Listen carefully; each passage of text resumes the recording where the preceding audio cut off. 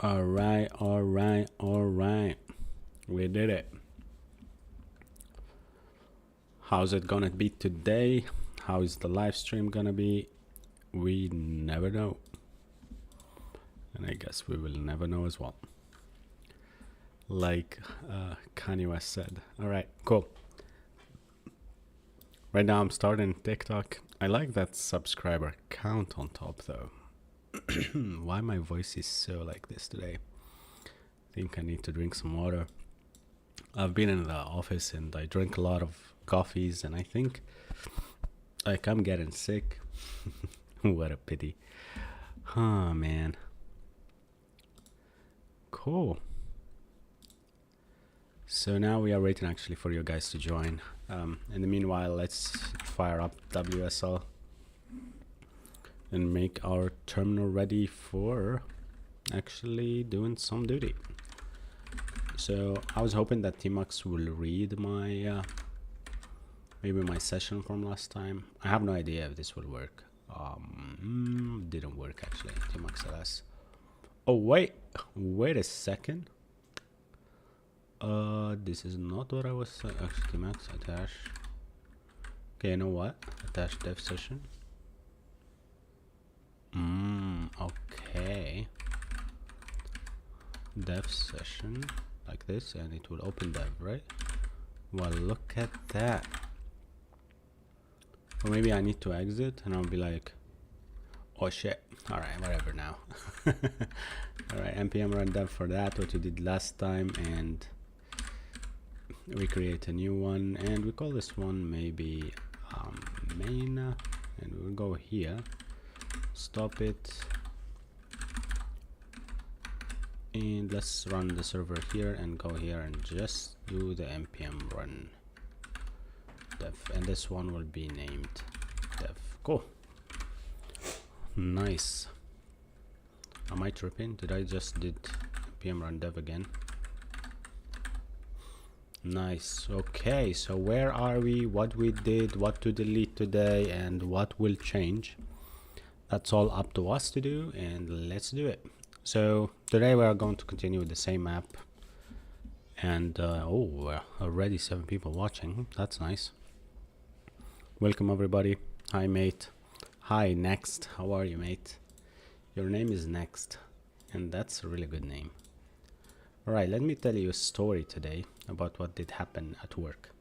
Actually, I think that everywhere that we try to kind of like be nice to people, people will be exactly the opposite. What are we doing here? Nice. We are actually trying to just continue with our application from last time, so it's not gonna be something really big. I'm gonna check if there is anybody on Twitch. Also, I'm gonna read their comments if there is. And also I'm gonna check if there is anybody on Kick. Kick seems dead, man. Like Kick, either you chat or show something to the chat, or or you're dead. You won't be there. You won't be revived at all. Yeah, TypeScript with React. Yeah, that's what I did. All right, cool. So what are we talking about today? I think everything is good regarding the application from last few days. I don't like this line though, and maybe I'm gonna actually to create some more beautiful stuff to actually share with the chat. The thing here is that we have our query provider, we have everything set up correctly. Where did we stop? I think we don't need Firebase anymore, so let's see where that will fail us. I think I need to search for Firebase at this point. Firebase packages, yeah, Firebase, all of this are packages, and this is all in the package.log.json. Well, that's pity, that's too many of them, and I'm really happy with this. So let's go here and make sure that we deleted Firebase, right? So then we are actually sure that we deleted it at this point, and yeah, maybe now work on a bit of design part. That would be cool. Or maybe just do it like that, replace this with a space and go here. I will add some tailwind to the components. I'm not happy with how the components look like right now, so I'm going to actually make them look prettier, let's say. All right, some guy here said to review, here's software house. What do you mean by that? What is a software house? Is it something that I'm not sure of, partner? Is it like a company or something like that that you're building, or?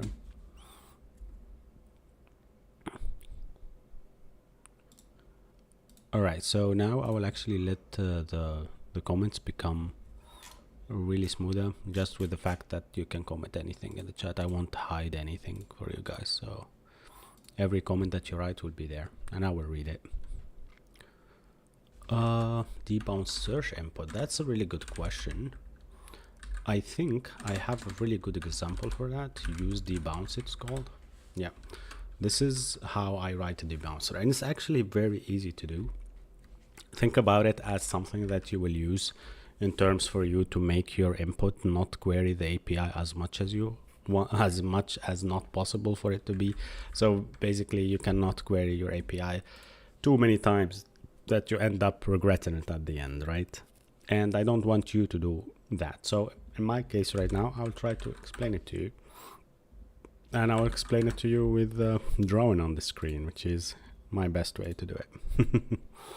All right, so let me see if you are actually seeing everything correctly. That's nice.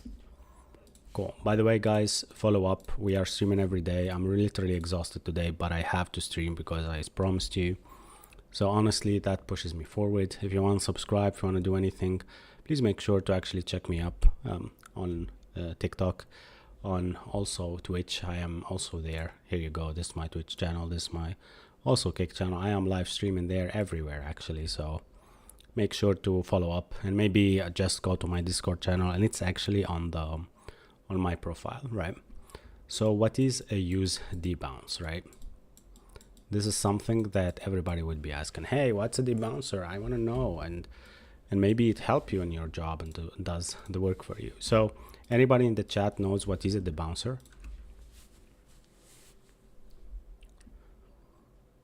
I think if you used like React for the last few years, you probably used a hook called use debounce, or created one yourself, let's say, right? The funny part about this use debounce, it came up with the fact that you have an input, right? And you started to put like some input in here, but you know that this input, whenever you actually query something, or maybe whenever you input any letter here, you will query the backend with an API request, right? Imagine if you actually type very fast, let's say 50 WPM or something, you will query your backend very much every, I don't know, 100 milliseconds. So that's really bad, because in this case, you will query it, for example, 6 times if you just write this string over here, right? Which we came up with the idea of the use debounce, and what it does exactly, it just takes a value, right? And it takes also a delay value also, right? So this value basically can be the input value, which is the string, right? And this delay value is in ms. So basically if you say 1000 ms, or you don't say ms for sure, you just put 1000 and it will be read as milliseconds or 1 second basically. And this is how much time you give this input like to rest until it calls the API, right? In my case here, how to do this, make sure that the type of this delay is gonna be, let's say, a node timeout, or I don't know, in TypeScript it's usually a node timeout, or actually you can ref it to be null, and then you do the ref.current to be that timeout. So it's up to you, literally it's up to you. So you can call, for example, a time ref, as in my example above, like I have a time ref which is equal to nothing basically. And then when you start typing, every time you start typing, I actually trash this time ref value, or the node timeout, or the timeout of this time ref.current. I trash it and I start it again. So the API call will only start after this time ref didn't get trashed with this value delay. that's it. So basically, yeah, you set it up, let's say to 2 seconds. This time ref waits until 2 seconds of it not being trashed or not being cleared. Then therefore it will actually fire the whole thing, right? Which is really cool, because then therefore you know how it works, and you can use it, and it's really very powerful. It saves a lot of latency for you and your project, and you actually can skip like unusual renders and stuff like that. That's it. Cool. So Geobasinas, that's a nice username, asked if how we did actually our WSL setup. I use actually fish, like fish terminal, right? I have also all my posh. This is what it's called, all my posh, right? Actually, I chose one theme, which is just W, it's called, or Y, sorry, it's called Y. Yeah, I'm not sure exactly, but I think it's called just Y. I like that. And then I set up something else, which is Z, I think Z for Z Finder, right? And I set up also FZF, right? These what I started with, and then I went for NeoVim setup, right? And for NeoVim, I have everything on my GitHub, so you can DM me, I will send you the link. Or actually, I can show you right now as I am in here. Yeah, so this is my GitHub, and then you go down. You will find my NeoVim setup, by the way. This is it.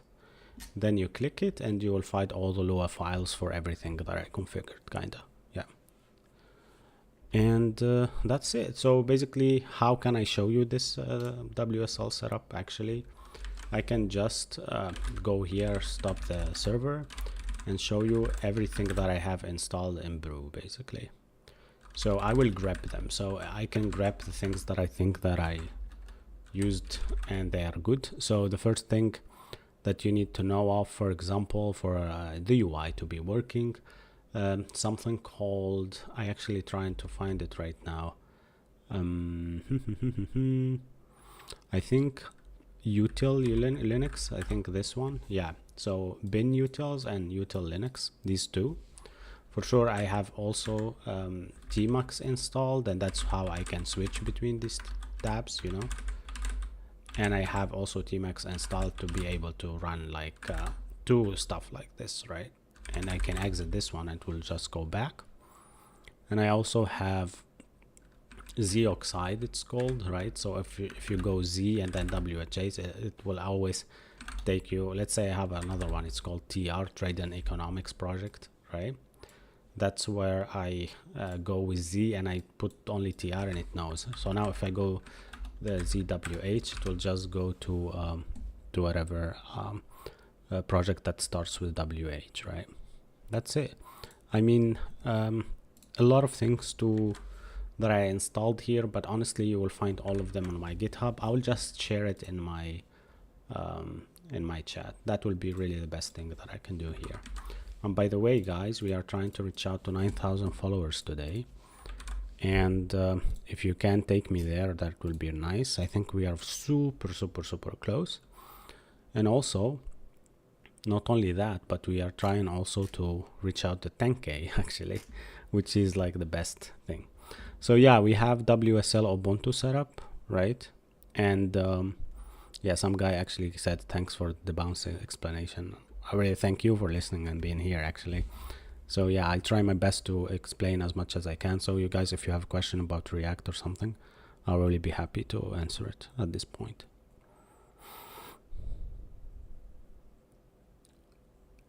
Some guy said, what are you talking about? Kind of hard to understand if you don't know you. Well, I do I do coding, and what I'm talking about is just how I set up my terminal. And by the way, yeah, I have Ubuntu installed on my terminal. And for my PowerShell, if you want to use the same setup but you want the PowerShell, I have this file that I copied from some guy on YouTube, and I added some of the stuff. You can go here and I read actually these comments about what I did change in it exactly, right? Which is really cool, because all of this is really amazing stuff. it has like, if for example now I just open a new terminal, for God's sake, it will be just Windows, right? You'll see the difference about when I type stuff. So here, if I type Z or if I type ls, right, I will see the stuff like this, right, with the Z-oxide, which lets me actually, or ESA, I think it's ESA, not even Z-oxide. Z-oxide actually help you navigate. But when I do here, you see that I have this history part, right? And you see when I'm selecting, it's another color, right? Because actually this is Windows. This is another type of actually querying data and stuff like that. And it uses Z history, it's called, or history. And I think for navigation, it uses EXA. It's not ESA like the other one. But each one of them is a different kind of thing to have. And for me, I code on WSL because I'm used to certain stuff like RMRF, like this, for example, if I want to delete the node models and stuff like that. So I don't want to actually use the Windows shell. Basically, I can actually put like start with a git bash or something like that, but I don't think that's a good idea for me actually. Yeah, that's it. I mean, you asked and you got your you got your answer. Hopefully that helps, and hopefully I answered all your questions.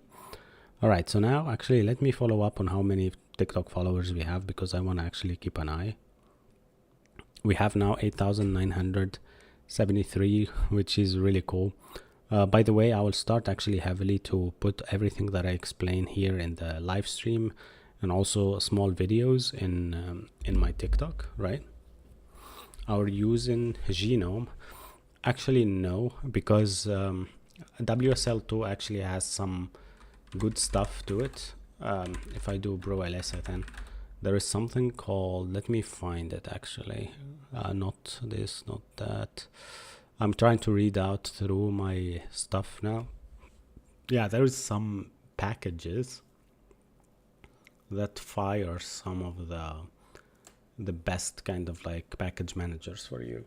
Like, for example, I have this htop, like when I run it, this is a package, by the way. It shows you all the processes and the memory that I am using. So you cannot see the full screen, but I'm using only 2 gigabytes of 16 for this WSL part. Yeah, so there is actually a lot of things. There is FGFs also. This one will open like this this searching bar or something. There's a lot that is G8 for GitHub actually, which is I need it for ripgrep and also lazy git, right? There is a lot to it actually that I learned from here, but I think the tools that I'm trying to find out, I think they are not actually with Brew. I didn't install them with Brew, but Brew actually is what I'm using. I don't know, Brew Doctor. I think you can find out how much problems you will have. Yeah, it tells you like, hey, there's a warning with neofetch basically. And if you don't know what is neofetch, it just shows you what are you working with. And so this is my computer. You can read it. I use Ubuntu 24, and this is on Windows, by the way. 2404.1. Uptime 16 minutes, so I just run it for 16 minutes and I start live streaming. And I have the AMD Ryzen 7 5800X. It's not that good now. It's like there's a lot of other better profiles than my GeForce right now. I have a NVIDIA 3090, by the way, and I regret it. It's not really that good. I feel like I bought it and then I regret it. I think the 3070 I had before it also was nice. I could have just jumped the generation, will be better, like 4070 or 4090. Anyhow, did you also use Linux? Yeah, I use Linux for a bit, but now I am not using it at all. I use kind of like what should I use actually? I use VS Code on Windows. I use WSL on Windows. And that's my life. I don't use anything outside of Windows actually. I use a MacBook for sure, but MacBook is Unix based, so I just install Tmux and I start work on the terminal. I don't work anywhere else. Yeah, I go actually live every day. Here our friend asks, sorry I cannot read. I will call you Nelly, just short for your username. Yeah, I actually start live every day at the same time like now. And I do 3 hours every day actually, which is really cool, I think, right? Right now I am actually working with PowerShell, by the way, and PowerShell fires my WSL with just doing WSL like that. You know, there is one thing that you can do if you do like it Explorer. I think you can fire Windows like this. For example, if I do Explorer dot, it will open actually on another tab for sure, the Windows Explorer on WSL, which is the most beautiful power of WSL. It's kind of like that you have Windows stuff in WSL and WSF stuff on Windows. Yeah, which is really cool. I was checking actually because I'm in Germany. I got a radar ticket not so long ago, actually 1 year ago, and I had to do like some seminar explaining myself why I am a good person. and yeah, right now I was checking the emails. They accepted the certificate, so now I can drive without any problem. Yeah. Nice. Pickle Bally said that, or Pickle Bale, or how can I Pickle? Let's call it Pickle. PowerShell is his name platform. That's really cool. Yeah. All right. So I told you about some packages like Z, FCF. By the way, Z is for history. So basically, it will just remember where you went before. So let's say our project is called White. Let's say like this. So if you put ZWH, it will just know. Sometimes even if you put only W, it will know, right? And that's how I navigate super fast, right? All my Posh with its like templates and colors is epic. Fish terminal.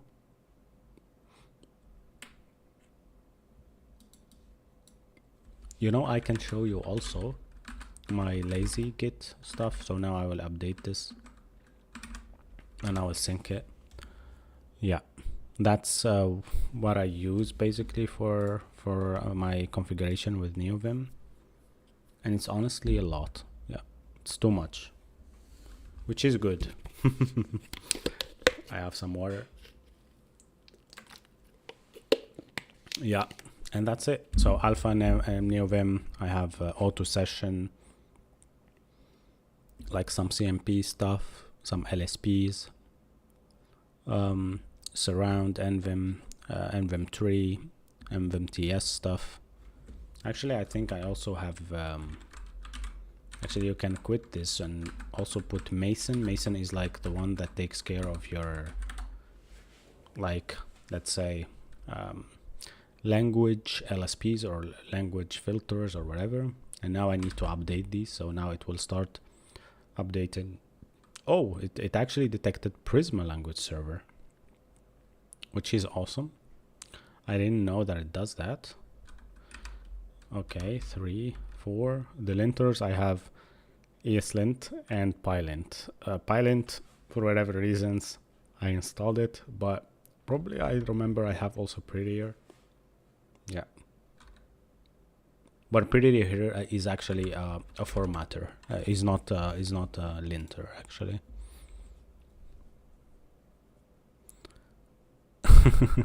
Where did you meet that girl you called all day long? You know I'm married, right?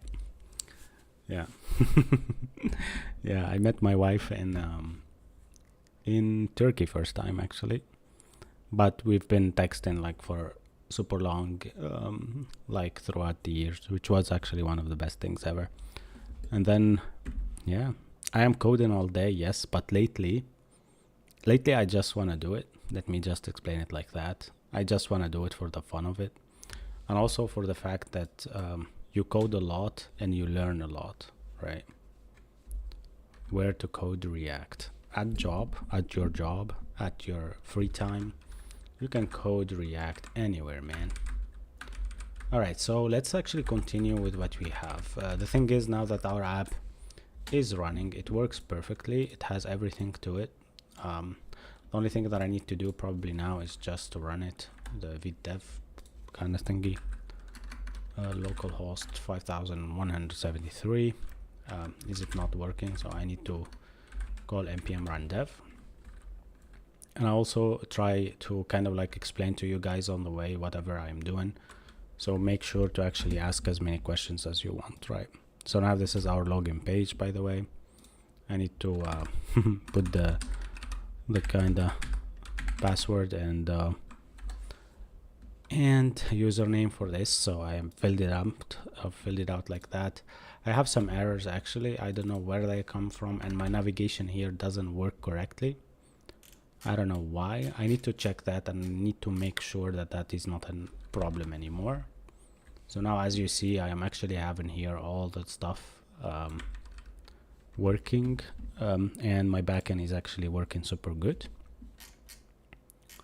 The thing is, now I am thinking about changing these basically players to look super good, because honestly I don't like how they look at all, right? And here the fuzzy finder actually works very fun. Brown noise, BRB.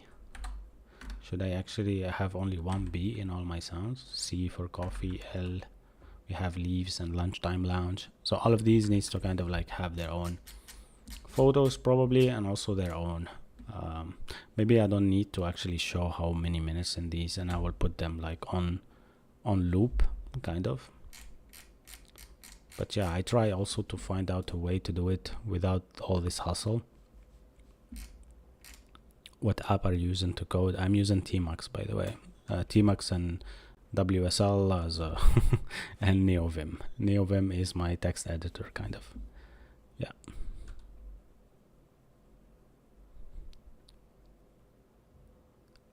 What do you mean about databases? I built actually one. I am building right now a database. It's called PostgreSQL. And do you like VS Code? I think VS Code actually is a very good thing to have. VS Code is really amazing. I mean, it has everything. It supports every language, and also in the case of plugins, I think VS Code is the best store for plugins.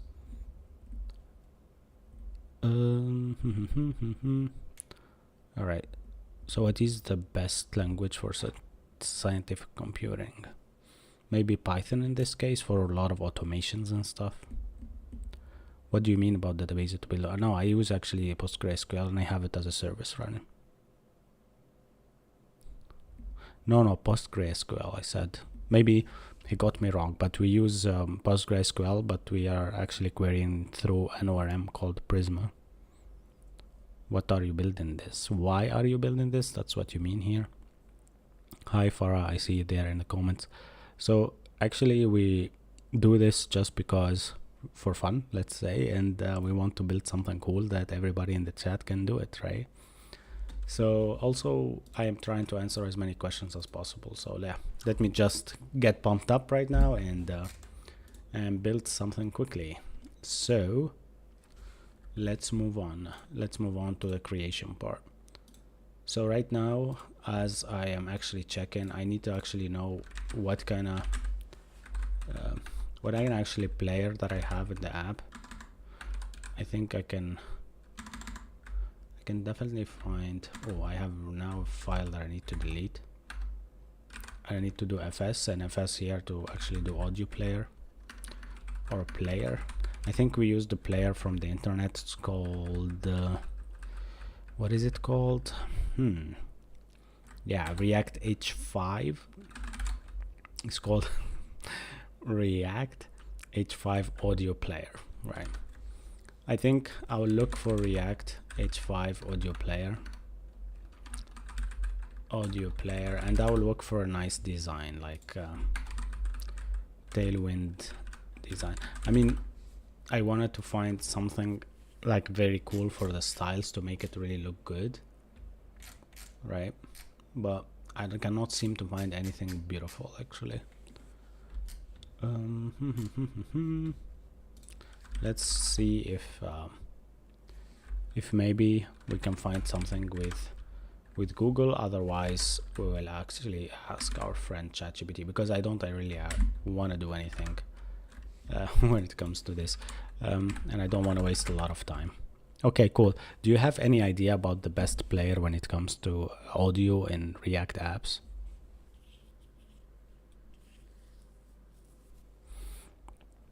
Christy asked a lot of questions. Do you have a job right now? How much are you making? What are you specified on?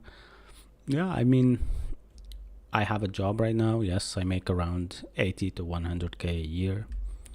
and I do full stack engineering, and maybe also sometimes front end only, sometimes back end only. It depends, honestly, right? Yeah, that's it. Any more questions?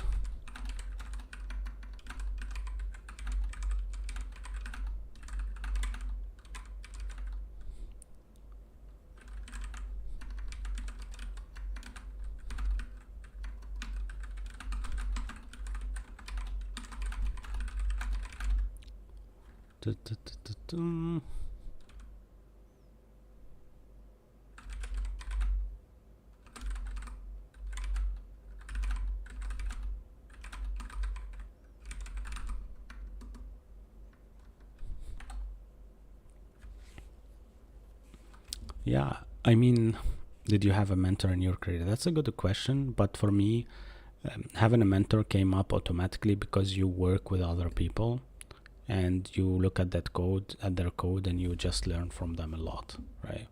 When you learn from them a lot, they make you really feel better and get better at what you do. Yeah, that's it.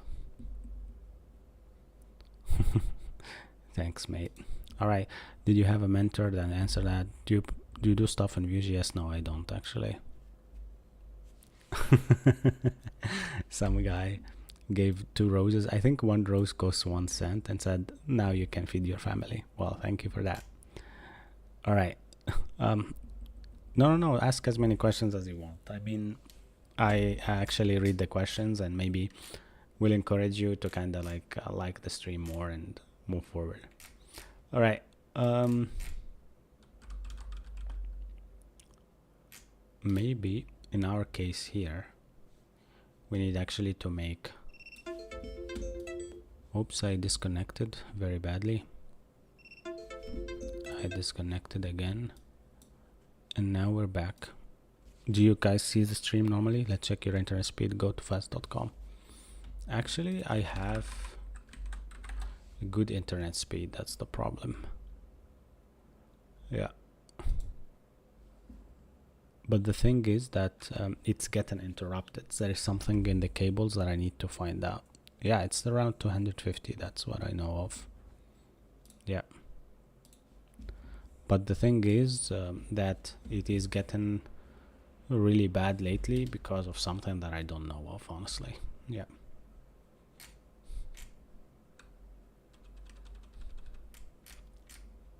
Cool.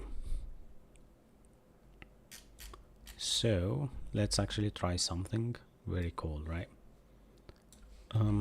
I'll try actually to kind of like change my styles here. Maybe go here and do something like this. I don't know, but I might try it. Okay, I'll just V inside that and S. Nope. V inside. All right, let me just do it like this. Yeah, that seems like cool. All right, then I don't think that my my class and icons are really good. So the icon part here, I think I actually did images. It can be an icon, which is better, and we can use icon type basically from React icons. I don't know why I put it into an image actually, which is really wrong. But what is this icon for? Maybe we can use it as an icon, and maybe we can get the icon from React, right? No, I don't work for a US company. Well, you can say that you can work. Yeah, I might do, but I don't know because they have a lot of places where they work actually. How much years of experience do you have? More than 6 years. That's what I can tell. Have you managed server-side things on this project? Can we have a look? No, actually, I didn't do any server-side stuff, but that's with React 19, and we are actually using React 18 at this point. And we're building like a white noise player, so like a place where you can listen to some white noises and stuff. Yeah, I'm thinking about maybe using an icon. Like, I don't know if there is an icon snippet. I think should be there is one from I don't know, Lucid React or something like that. Does it exist actually? I have no idea actually at this point. Let me think about it. Maybe I shouldn't do it like that, but in this case I really don't care that much. Maybe we just have if we have an icon. All right, so we don't have an icon. Let's actually maybe just delete this part and keep it as an image. And for the width and stuff, we can leave it like that. For the rounded and stuff, I actually like it like that. So now I'm thinking about what can I put in the title part. And the title part I put text flex of 1, and then I actually do text LG, which is kind of too much in this case. But yeah, let me see how it looks right now actually. Oops. Where is map undefined? I think my app is crashing. Let's see where exactly it's crashing.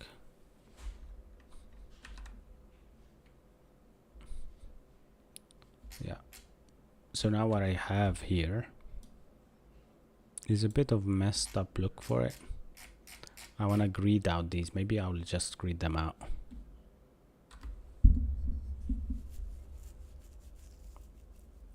Some guy asked 80 to 100k is a lot. Which country is that?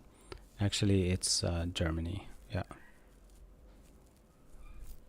Right now, I'm not testing anything. We're not doing anything hardcore. We're just building like simple stuff, honestly. Yeah, we did GWT tokenizing and stuff like that, which is a bit hardcore for full stack and stuff. But I test my front end usually with Cypress and also with VTest UI or VTest kind of. Yeah. Which is two good things actually.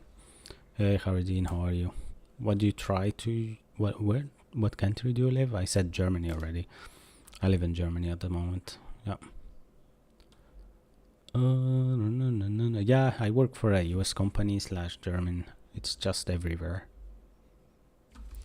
German companies sometimes hire fully remote, but you should be also in Germany. So to work from home, but in Germany, which is very, very, very odd if they actually will hire you while you are at your home, basically, right?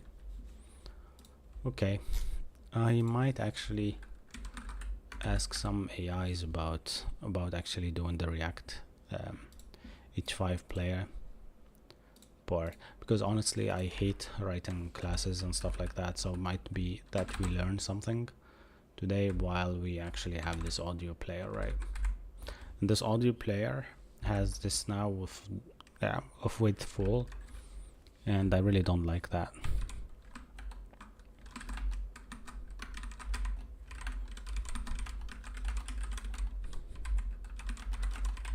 Did you get a German blue visa? You mean Blau card? Yeah, that's what I got. Actually, if you are in IT, you will come to Germany only with a blue card, actually.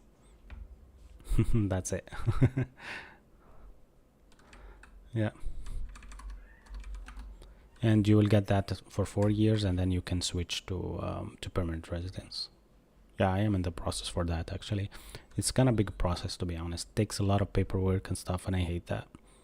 But yeah, you need to apply for it with at least A1 after 3 years.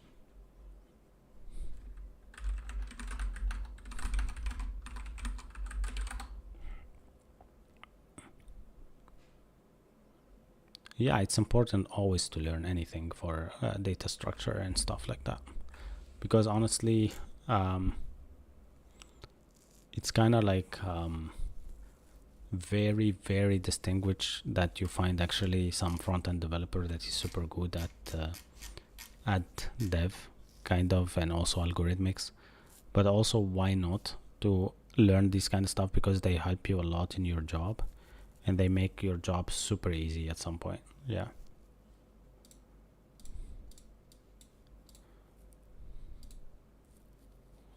So I'm trying to kind of like find a very good audio tracker kind of styles, but I cannot find something that is cool. So I'm thinking about building them myself at this point, which is a bit odd, but what should we do? Nice. So let's go with it. What do you guys think that there is any other maybe audio player package that you know of that I might use in this case? Maybe I want to hear from you what you use actually. Which OOP language is your favorite? I think C++ was really good for me. I really like it. I used also C# a bit, but yeah, all of them are good. Yeah, Java also is good, but I don't like it that much. Yeah, cool.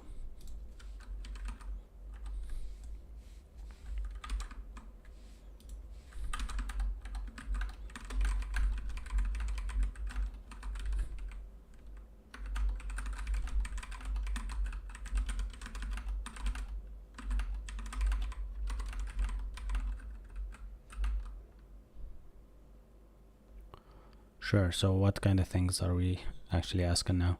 Any tips on starting to code? I mean, start with small projects. It will help you a lot actually to grow. It will help you super much to grow. Is the MERN stack used or useful? Yeah, it's useful, and it's used also here, but not with the MongoDB. We are using PostgreSQL.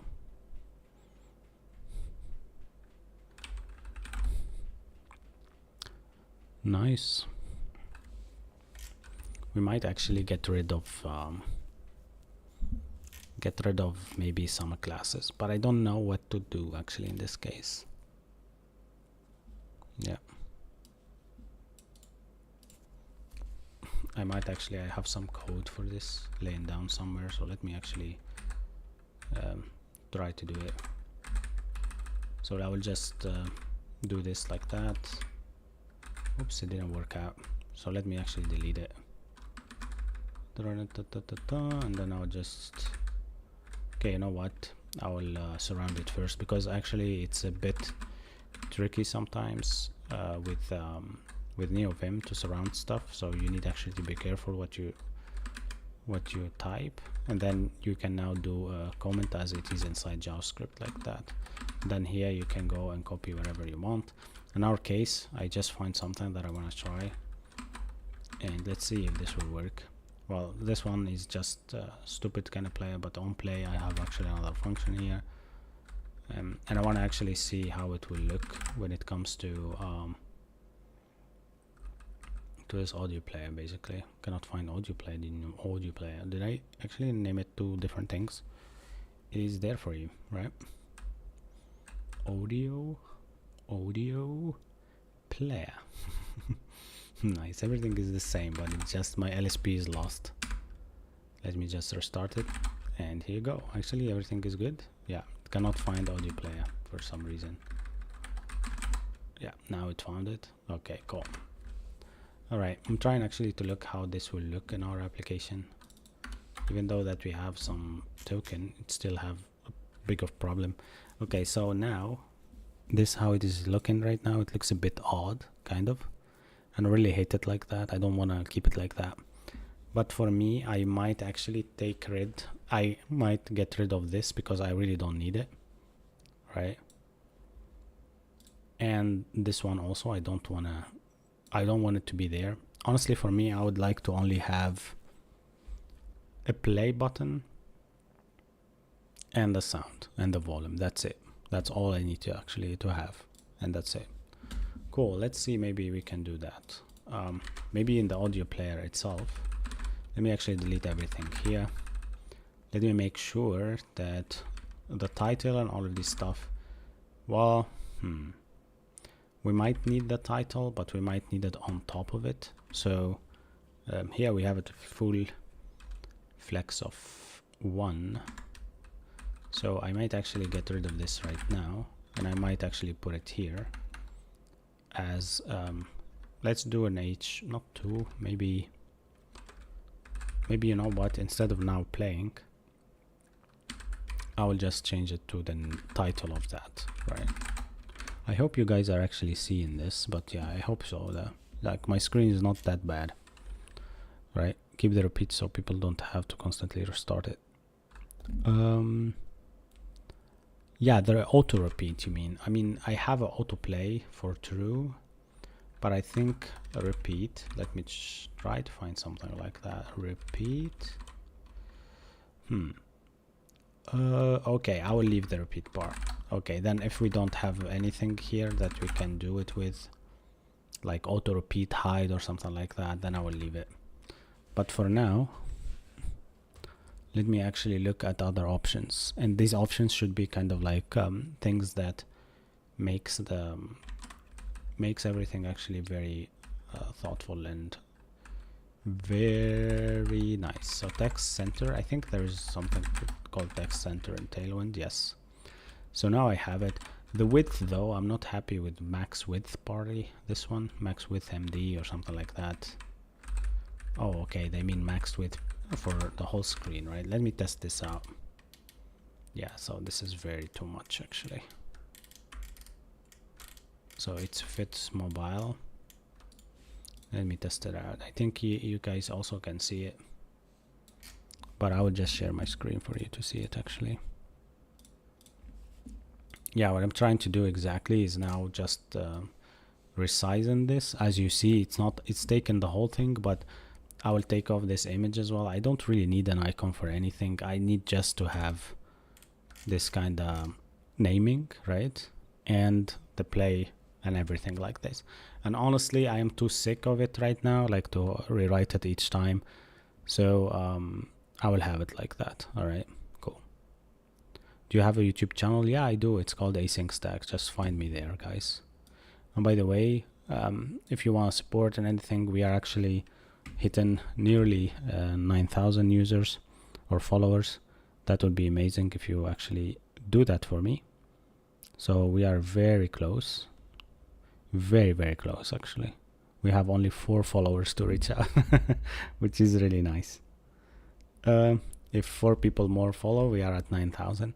And if you want actually to help me out get boosted today, just share this live stream as much as you can, so people actually can see it and actually also follow me, and that would be amazing. We are actually going to live stream every day, so you know of that, and you know that I am doing this just for not for fun, but also to build some kind of stuff, good stuff. Right, nice. Let me then now play on that part. So the next part is that image that we did, which is actually odd also. I don't want to have it. So now in this case, everything seems fine for me. The only thing that I don't like is this BG white, which is very odd, right? So that BG, let me see where it is actually. I don't know even where it is. Overflow, rounded, large. Where is this background coming from? Honestly, at this point, BG gray. I did it as BG gray. What? Do I have something where it's called BG gray? Border gray. That's bad. Let me delete it as well. And border is not needed in this case. And then rounded BG gray. Here you go. BG gray 900. This one needs to be taken off. Yeah. Now they look better. But now also they have some shadow to them here, which is the flex items of center. So this one actually I don't want to do it anymore, so I will take the flex, I'll take everything of it, so I just see what will happen. Nothing happened though. I will take also the rounded and the shadow part. Nice. So now it's looking good, right? It kind of looks very nice. The only thing that I'm not happy with is this BG gray. I will just make it 6 maybe, or 5. Actually, I just destroyed that. I'll do 500, see what it is. Okay, bad. Come on, what's happening? Alright, still badly. Alright, I will actually track this out and see what it is. So here as well we have a background of RGB of wherever, BG gray 100. Where is that? BG gray, this is the border. Oh my gosh. Okay, I'll get off the border as well. Or no, you know what, leave this. The only thing that we need to track now is if we have the word BG. Not really. Okay, we don't have BGs anymore. BGs. All right, so there is something inside of this that is actually giving this a max height of 400, which is fine. But if I take this, let me just share my screen to show you what I'm doing. So basically now I have them here, right? But it's kind of odd. So let me oh, I did a mistake. Let me just go to white noise. That's what it's called, night noise player. Yeah. Man, let me just discard certain parts. So this was I think BG something, BG 700. All right, let's try it again. So for the audio blare border is there. Let's do this one, BG kind of gray, but I will give it 600 just to make like that nice appeal. And if I do just slate, maybe. All right, it's kind of odd. All right, let's try this one here. So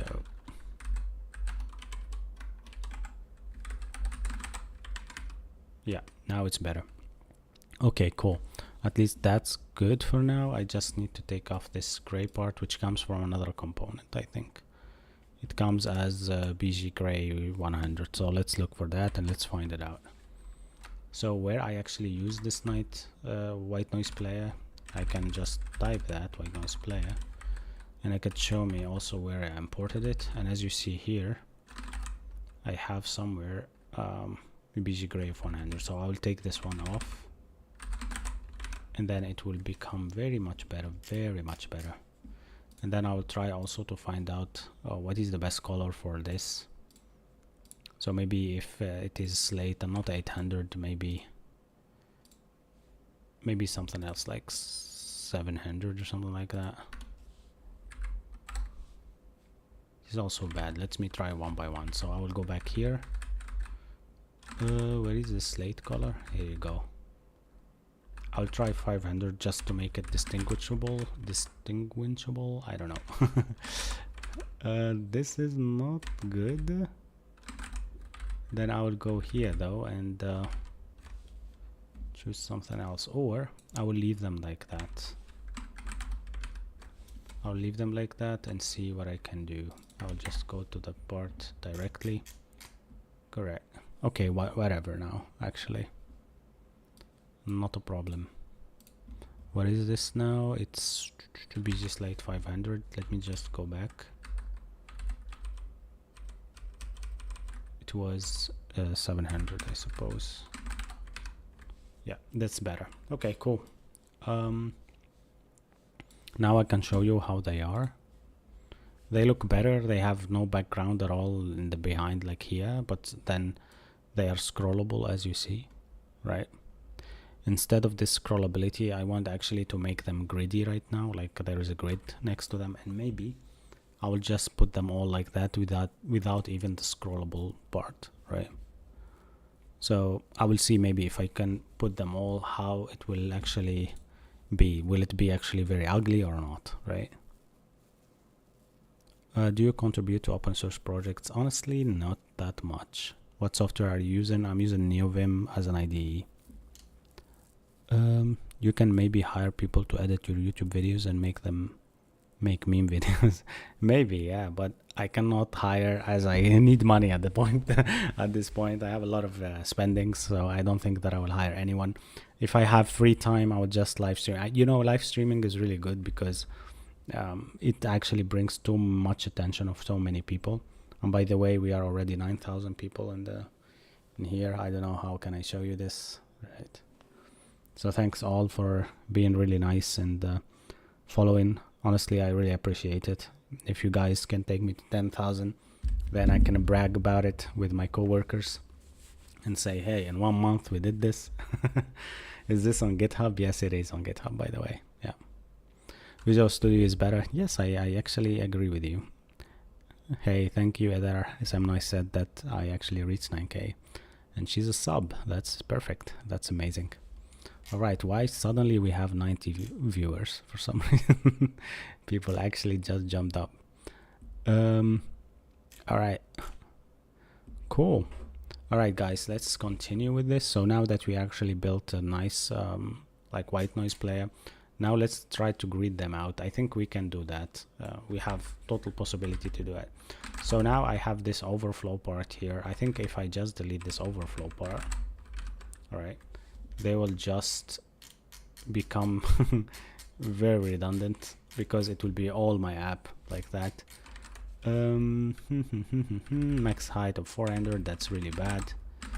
Also, I don't want that, so I can give it the max height that it can be. So now I can show you how it is. So I have all my white noise players like this, right? Maybe though, maybe if I just put this one to a max width, maybe, you see, okay. So this is round or width of full. Maybe I can try it max width of something. I don't know if that would work. Would that work actually? Yeah, it's not working for some reason. Yeah, because it's taken. Okay, I need the. I don't know actually. I was thinking that this might work actually, but whatever. Let's try it maybe another way. So now it has a padding. Don't see any width actually. Let me try like max width. 100 pixels. That's gonna be bad. 200 pixels. That's also bad. Let's try like the best one. 300 pixels seems so cool. I think so, right? Then we can fit multiple ones on the same part, right? Super nice, I think. I can zoom out right now to 100 and then we can fit them all. The thing is that I have call span of full here, which I will take off also because I don't need that to be in my code, right? Is this a VS Code theme? No. This is, by the way, Tmux plus NeoVim installed, and we are having a theme called Tokyo Night. I hope this answers your questions. If you are wondering where did I get it from, DM me and I will send you the GitHub link so you can actually go and check it out. Thank you a lot, guys, for asking these good questions because they actually help other people to know. All right, let's actually go back. Okay, I think I have it here. I don't even need to go back. And now if I just do this, as you see, everything went to the left for some reason, right? Everything here went to the left. I'm gonna refresh this so I can show you how it is. And why it's super small though. Max width. Oh, the width is full, is gotten took off actually. So now I am going to kind of, let me think about it. Maybe actually make them like a block of grids, right? Which is super easy to do with Tailwind. I think you guys know of this. You need just to come here and say grid, right? And then grid calls of let's say of 6. No, let's say of 4, right? And now that's bad.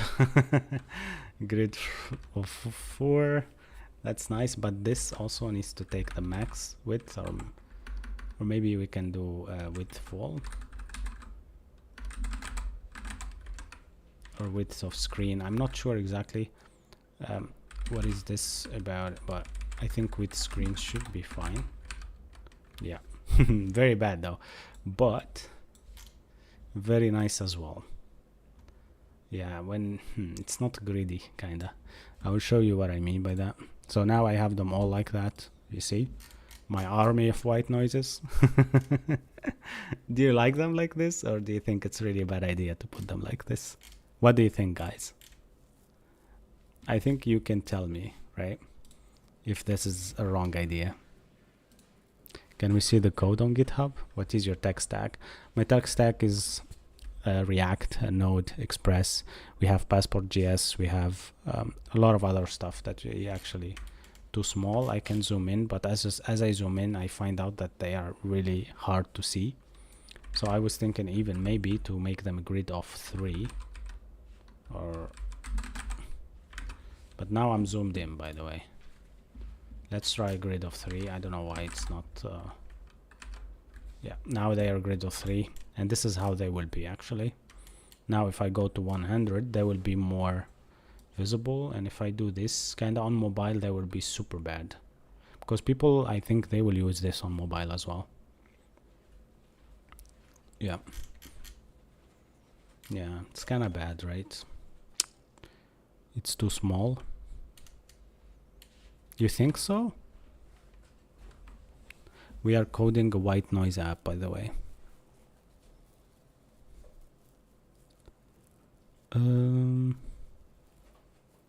Yeah, we can see this code on GitHub. Go here, go to my GitHub. Let me show you. This is my GitHub, my profile. I will pin my profile on the chat, so you can search me by this name, Ayman Sakoi. That's my name, actually, full name, governmental name. And also you can go here and search white noise, which I will just share in the chat. And if you cannot copy from the chat, guys, go to my Discord and I will share it with you. Actually, my Discord is on my profile, so you can click my profile and go there.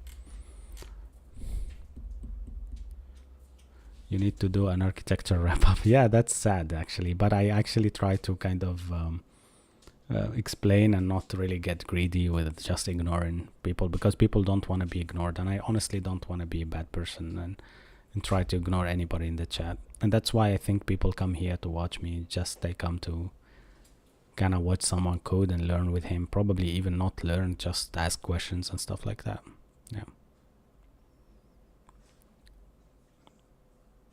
But these are not videos, by the way, Ron. Why should I actually make them as videos? So the thing is that these are just white noises, right?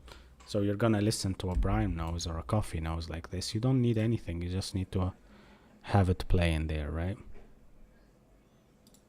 You know what? I actually have an idea now. I need to show maybe something saying it's playing next to it, like here.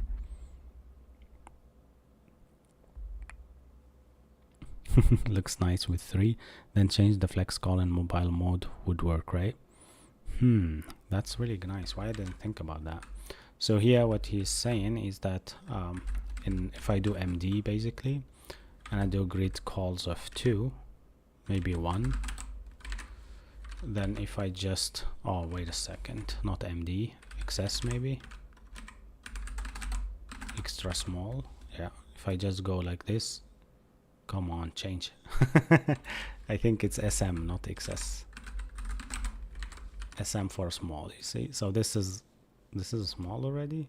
I did a mistake. The SM needs to be before.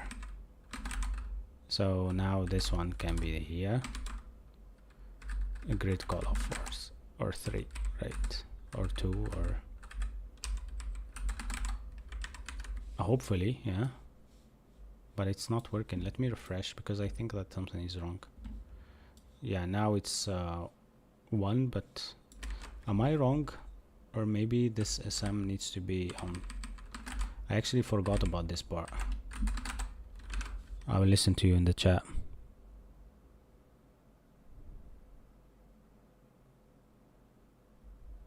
Oh, nice.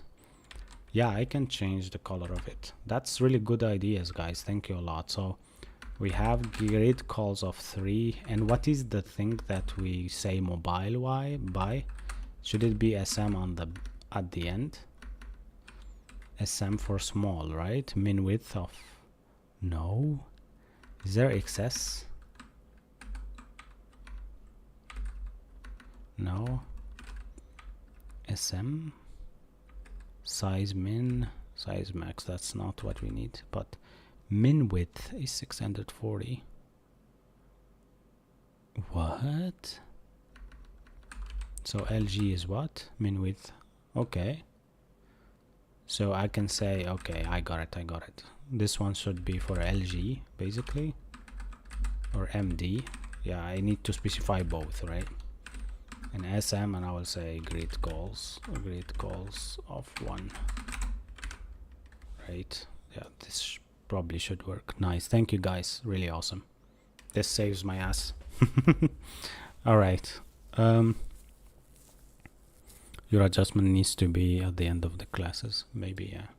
All right, cool. So 3 to 1. That's really nice.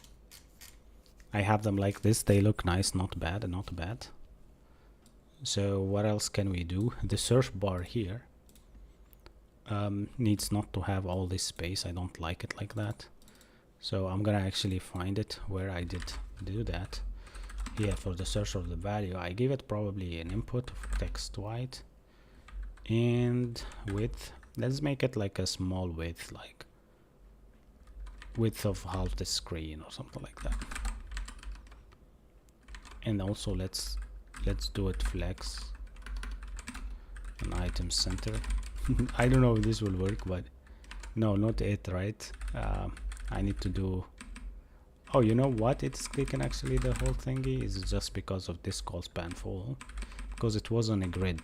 The layout is actually a grid. Let me see now. Okay, so this needs to be call span of full because it's actually a grid on top, and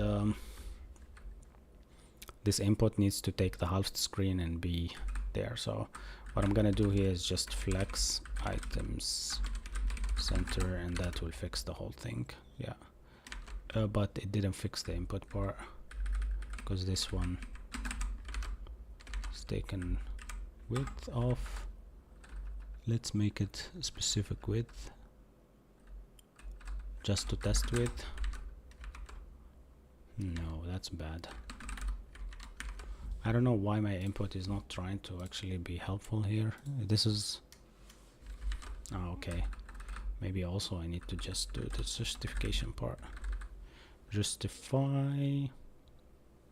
Ah, you know what, yeah, I know why. This one can be centered just to test with it, but yeah, it works.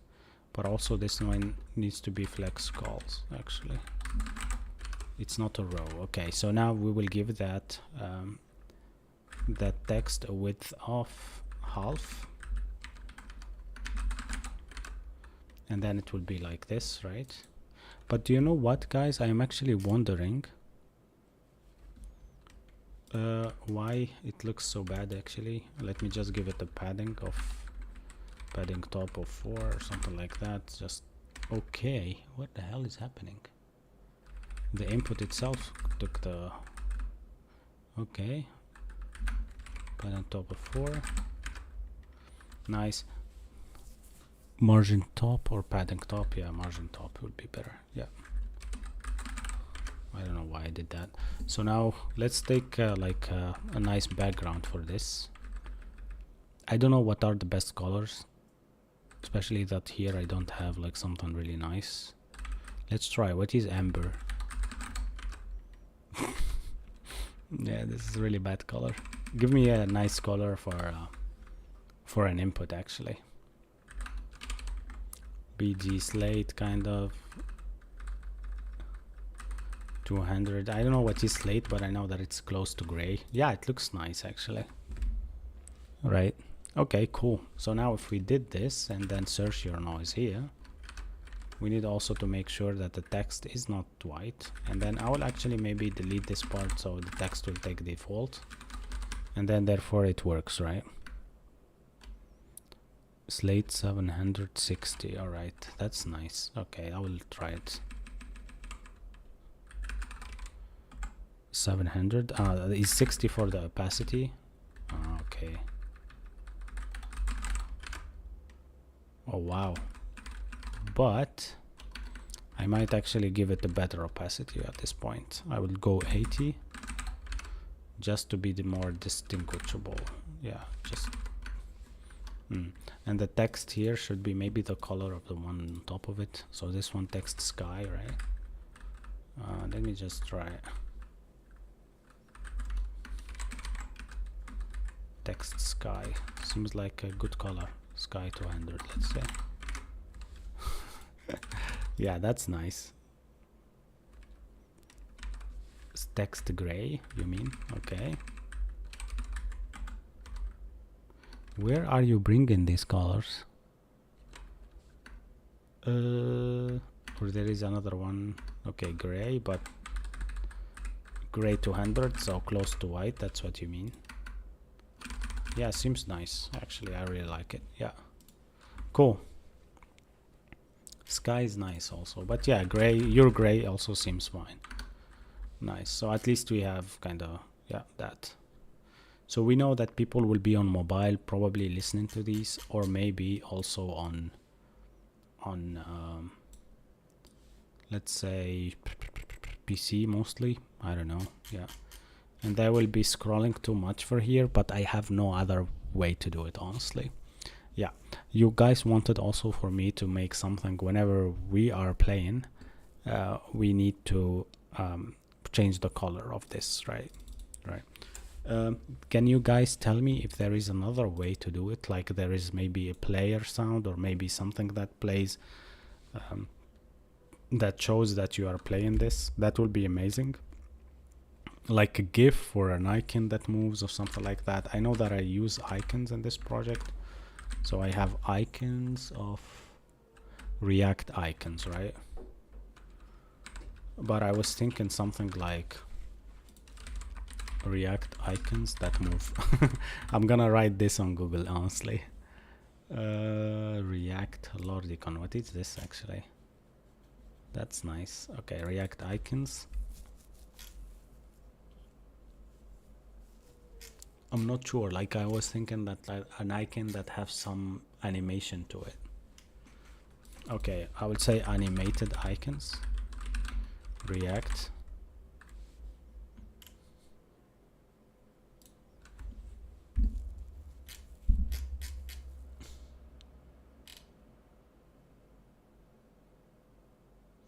Well, these are not really good. For us, it needs to be keep reanimating, kinda. And this is only on hover, basically. This is called Flaticon, by the way. It's really nice. It has like very good stuff. But I don't see everything playing. Alright, cool. I think we don't need to do that then. We need just to change the color. And let's see how to do it, right? By the way, I stream on Twitch and Kick. If you want to see like the full screen, go there, right? Cool. Wouldn't change the background of the player is a better visual for seeing the play status. Yeah. All right, let's try it then. Let's try it. So now we are on the audio player here, and we have a layout of stacked. I think this one also is something that I don't know of. Let me see what I can do it. If I do layout, what it says main layout or undefined. Okay, so it can be a stacked or undefined basically. I think I have no other choice. Yeah, so here on play I think I can do this maybe, and on play we can now comment that. Let me think about it. When something is playing over here, how do I know that? Maybe with this onPlay function. Okay, I have an idea. I will give a ref for this, right? Alright, and this ref will be audio player, right? Sadly, I will just call it audio for now. Right, as this React, we could just do audio equal use ref, and this is just a guess, right? It can be null, right? For now. Yeah, nice. Do you know, guys, where I'm going with this? So now we will do an onPlay function, right? An onPlay function, we will do handle play, right? And this will be a function here, const handle play equal, actually it will be onPlay and pause as well. Okay, let me think about it then. OnPlay should be anonymous function, right? And it takes the audio ref if basically audio dot ref. I think it will never be audio dot current, right? And what we're gonna do here is just go audio dot current dot class name. Can we do that? Yeah. And we're going to add, is there like class name dot add or something like that? I actually don't know. I think dot add works, right? and we'll do bg red, whatever, 100. Class name does not click on type never. Well, it's not a type never. If audio.current, and that's correct actually. Okay, let me just do something very quickly. I need to give the type for my ref, and that's the hardest part actually. Just need to give it like the correct type, audio player or HTML element, or HTML, or not like that, audio element, audio HTML element, maybe audio HTML. Okay, let's do like this, HTML element, and then here audio, maybe audio element. Is there something like that?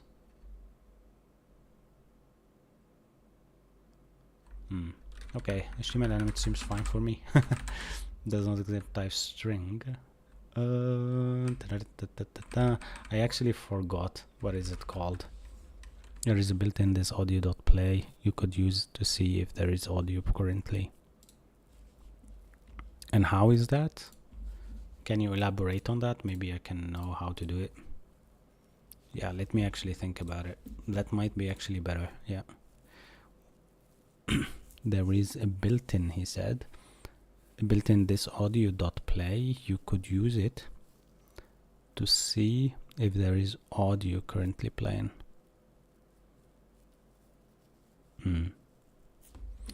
Okay, let me see about that. Audio player functions, React. Maybe it's something in their documentation. I'm actually checking right now. That would be a nice thing to have actually, if they have something. Okay, let me just go to the React audio player repo. And then there is the, okay. Alright, seems nice. Preload muted loop. There is a boolean called loop actually.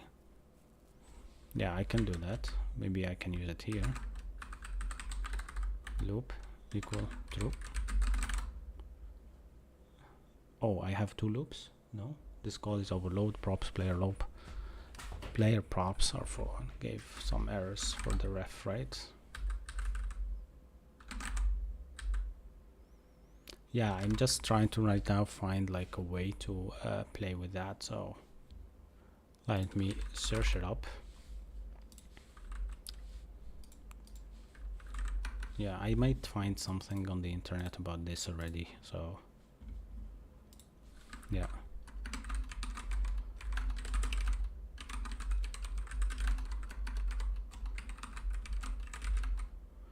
I want actually to change its background when it's playing, right? And maybe use and ref is a really good idea, but at this point I think it might be a bit odd, right? Because the player itself, okay, I have an idea, but it might seem so much stupid. But yeah, I have an idea that might be actually better, right? Which is having a is playing and set playing function for this. Okay, I'll show you what I mean. Actually, we might not need the ref at all. Here I was thinking that .add or .concat, right? .concat works, yeah. And .concat what? BG slate or whatever. BG red we said, right? But here no overload matches, no props, error, ref object is of HTML element. Oh, no, okay, we can do it like this then. H5 audio player. There's a variable for that, right? And look at that. Let me just see what it is. Dot class add something, handle key down, rewind. Oh man, this is what I hate. Class style, or maybe style styles dot class name dot add bg red. What I do? Styles does not exist. Oh man, why it's not working? It's simple input, honestly. All right, I have another idea. Const is plain, right? And set is plain, right? Yeah, there is another way to do it better. It's just to say use state or use state snippet. Yeah, and then if I type is plain here and exit, it will just do it correctly, right? And then I want to find the s, so I will go here and I'll set it to false, right? And then I will delete this. I'll delete all of this, and then I will delete also the onPlay. No, the onPlay I probably need, and I will have here like this simple function, and this will be set playing, set is playing to true, and on pause. For sure there is on pause, yeah. Okay, let me just do this copy and then paste it here and just change on pause. And now delete this one. And now it seems cool. The only thing that I will change here, are you a beginner? I am on beginner on CSS, honestly. Yeah. A hook for handling state. Why is that? Why? In this case, it's just an audio player that we need just to change this part of it, and maybe to change the class name of, where is it? BG slate, right?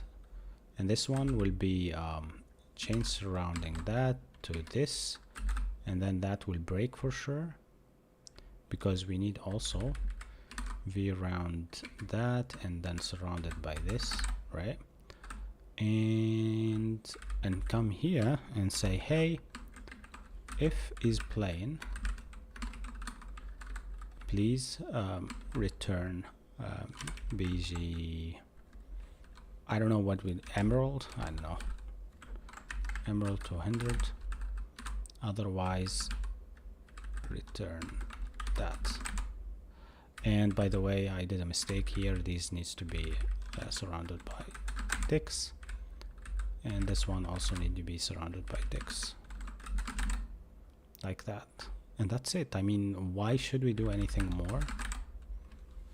Let's try it. In this case, it's actually very cool that we have this part of our application actually throwing errors at us right now, so we know exactly what kind of styles to use in the future.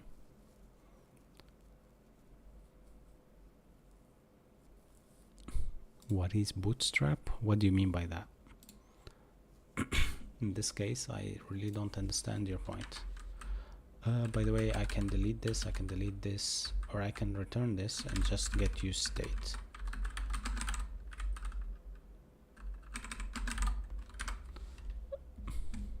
What are you using as CSS? I'm using Tailwind, by the way.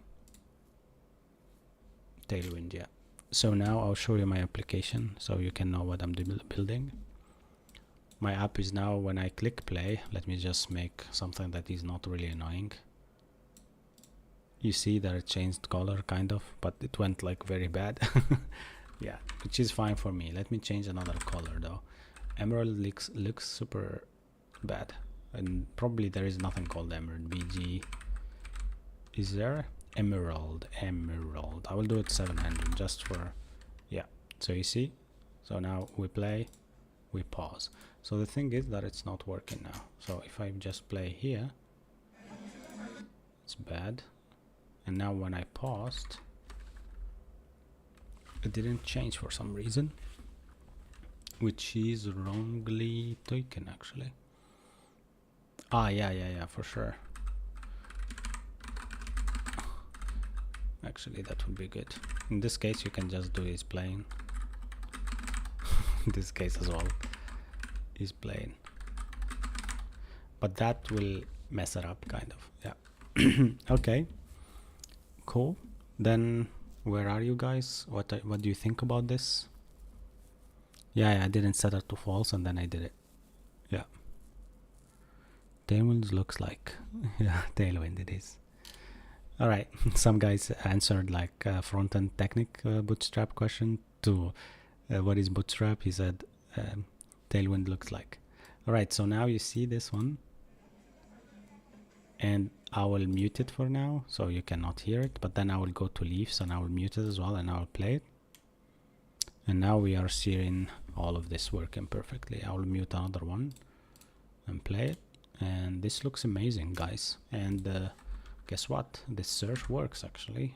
And then if you delete this, oops, where are? Oh, look at that! It didn't actually store that they are playing. So actually, it restarted the whole thing. We are doing something wrong, guys. Where are you from? I'm originally from Tunisia, by the way, but I live in Germany, so that's what I do. Cool, guys. Okay, good. So why? I have a question now.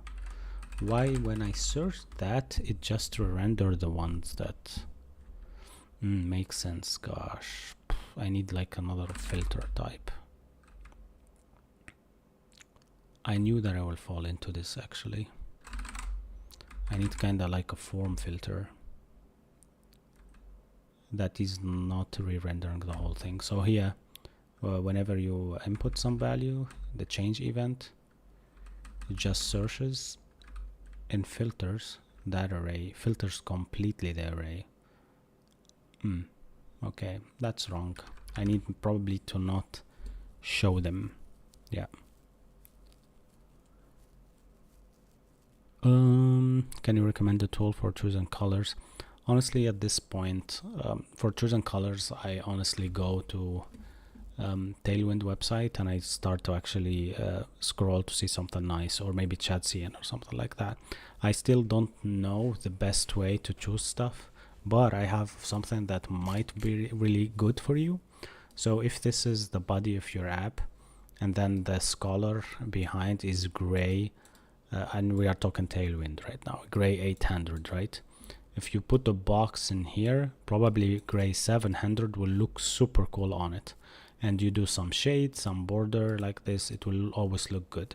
If you put something inside here, go for another like let's say go 200 minus, so you will put 500 and it will always look good. So if you think about my application and how I do that, I have this one to be, this one is actually gray, 1 second, I will find it, gray 900, and this one is gray 800. So you see, it's kind of like just 100 gray, and there is like a very good movement of color. Yeah, shading basically. You use lazy vim? Yeah, I do use lazy vim. Would you like the white theme of VS Code? No, I would never do that to myself. I hate any white theme. That's why I always go for black or dark. Yeah. Cool. By the way, why these buttons are super close here? Maybe because of my, yeah, I need to actually take them a bit below. And I need actually to show that these two are both tabs. So maybe I will do something cool with them. Let me think. What can we do with them? I think I have an idea, but I might ask the chat also for more ideas.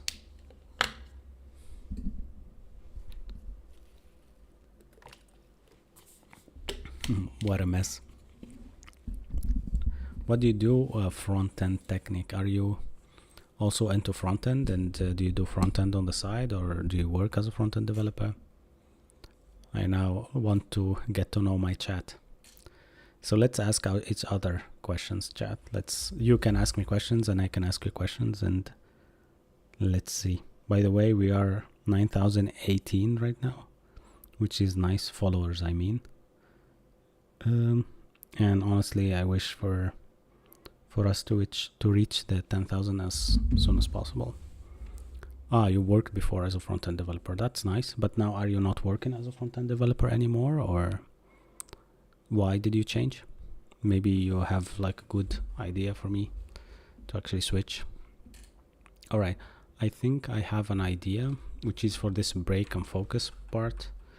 So I can actually find it. Break break timer. Here you go. This is the break and focus buttons. Here actually I have them as buttons, which is probably wrong in this case. Yeah, it can still be a button, but the on click function already can work. All right, so I have a div. I will give this div a bg as well, and I'll give it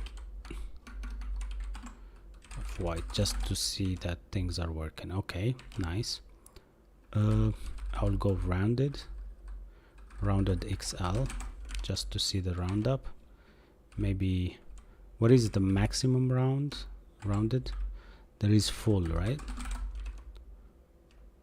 Okay, it doesn't work perfectly though.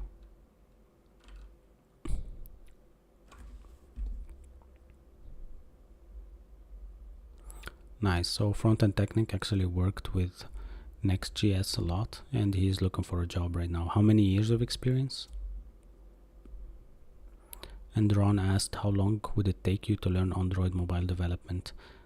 I think I learned it actually in super fun, like with fragments and stuff like that. So I think it will take you even less than learn HTML or CSS or whatever, because these fragments, these fragments actually can be defined for you, and you can find them somewhere already. So you can find a lot of stuff that are reusable and focus more on functionality. Nice. And he worked also with Flutter in one project, and now he comes the time to find a job. That's pretty nice. I wish you all the best, mate, honestly. That's really cool. Let me find out. There is like this thing about chat settings and stuff that if I reach out certain milestones, which I think I did.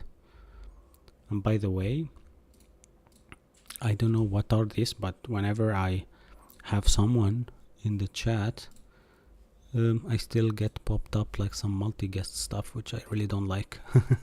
Alright, congratulations, open the live center. So whenever I open the live center, I have like something to give back to my users, but I don't have now any any kind of gift or something like that.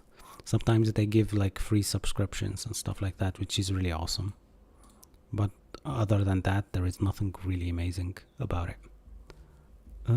There is one thing that I tried to do once. I will try to do a quick poll. Let's try it. So I don't know why the quick poll seems like super bad to choose from, but I will start one. You can see it actually in the chat, I think, right? But I wish if I can choose like another thing like for it. Oh, I can do custom poll. Okay, right now I'll do a custom one then. Let's see. I will do a custom poll for React or Angular basically. Oh, there is an existing one already there. I cannot stop it. Ah, okay. Already guys are actually answering. We have a poll right now. We are asking you about nothing. Alright. Where is my active polls? This is super weird. Like this live studio thingy is just crazy. Alright, whatever.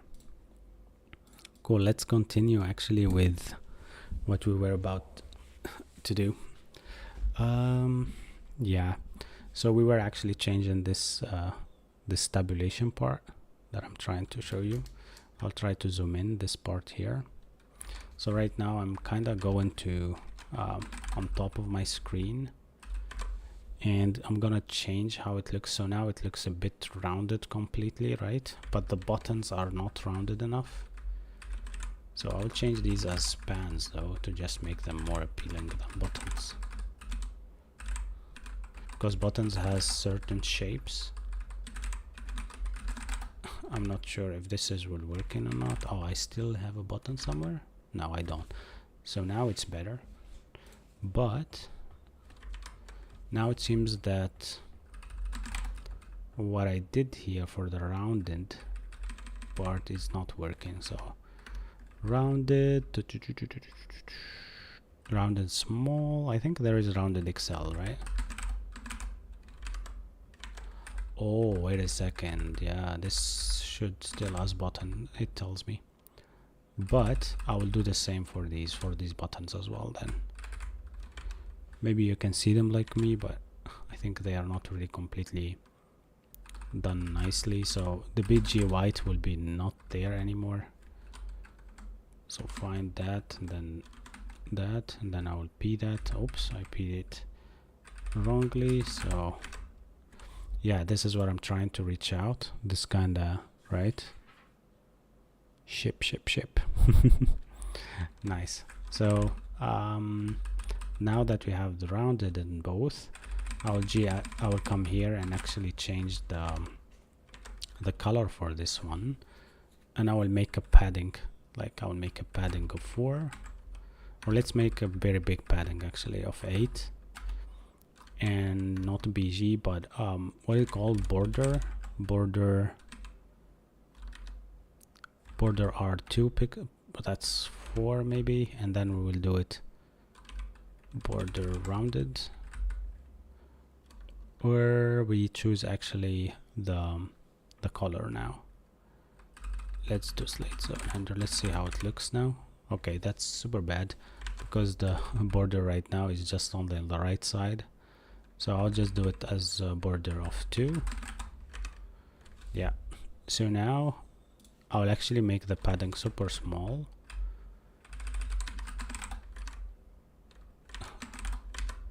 Yeah. Now you see how it is? Super good, right? Now if I just do this, it looks better. Now I will go here though, and I did a padding. I would do padding of 2 on top, padding Y of 2, but also padding X of 6, let's say. That's better? No. It looks super bad though. Alright, then I will put the space between them to be a bit bigger. In this case, oops, no.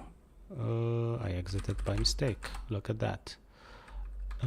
Source, where are we going? Components, white noise player, Pomodoro, yeah, in the Pomodoro part, right? And I will just easy this one, Z top, right? Okay, I will take off the screen out of your faces so you can actually follow the code instead.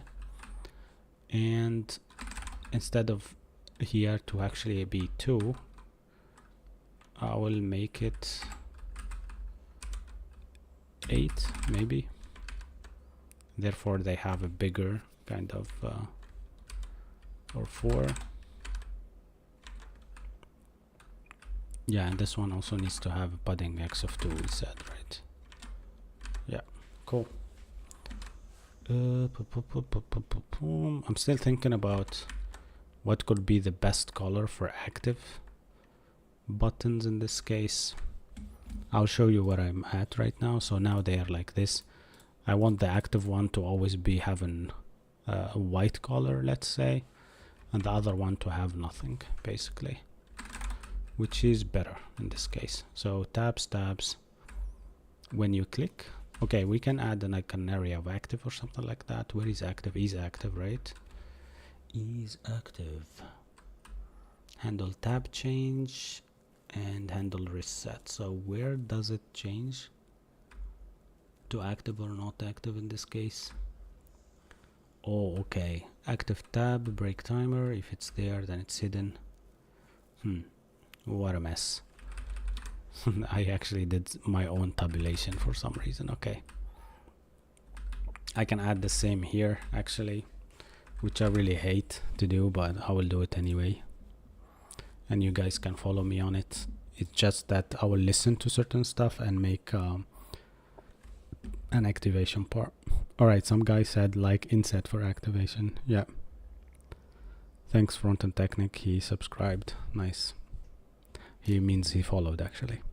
Vim guys are cracked, bro. I'm not cracked in any way, man.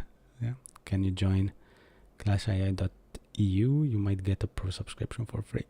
What is that though? What is a clash? What is it called? clashai.eu. I mean, oh, he has like an application that he built or something. View documentation. I'm checking it right now, but I think, yeah, he has like some projects that he worked on. But yeah, thanks you for sharing though. I will check it. Maybe if it's everything checks out, maybe I will actually show it to my viewers. Hey, Anti-Cheetah is here. Nice. By the way, guys, we are nearly 10,000 at some sort. We are just 9,022 people right now. It would be amazing if you guys follow. I really appreciate it. And I would be really happy for that. Cool. Let's continue though. So now I will just look for where I actually check the active tab. Yeah, the data target, I actually have it break timer and focus tab here, which means that I'm changing based on the data target. So if so I have it somewhere, right? So on the handle change, please store the tab target in the set active tab. What a mess. Okay. I think I will just use the same here. Same kind of approach. So I will change these ones here to change surrounding that to this. Oops, I did a mistake. Change surrounds and ticks to these ones, and also V around these ticks and surround them by this. So now we have that. I will do the same here. So inside these with ticks, and then V around them, these ticks, and then surround them by that. So we are cool now. We can copy the same thing here. All right, and just use it here. So this is the focus timer. I think we can do it at the end. Where is my BG at the end? BG is here. All right. So, all right. So what I need to do in this case, let me just take off that. If the active tab is break timer, which is exactly the opposite of what we have here as a focus timer, then this one will have BG none, right? So it will have no BG at this time, and then therefore the opposite for the other one, right? But we can give it like we can make it temporary actually, that, or let's choose something nice. BG gray, maybe 50. I'll try it and see if it works fine, then all good, right? And I will do the same here. And to make it even easier for you guys, I'll just explain it with changing the break timer to focus timer. So we do the opposite, yeah. And then see how this will actually be. Focus or a break? Now it's focus, and then it's a break. Yeah, right now it's really very bad. Like, look at this. The hover effect is a bit bad though, but when you click, it takes time for some reason to... Okay, I will take the hover effect though. The hover effect is just making it very bad. So hover, BG blend darken, I don't like that. Okay, I'll just take the hover effect. And here as well. Alright, so now it takes a bit of time. Now it's better actually.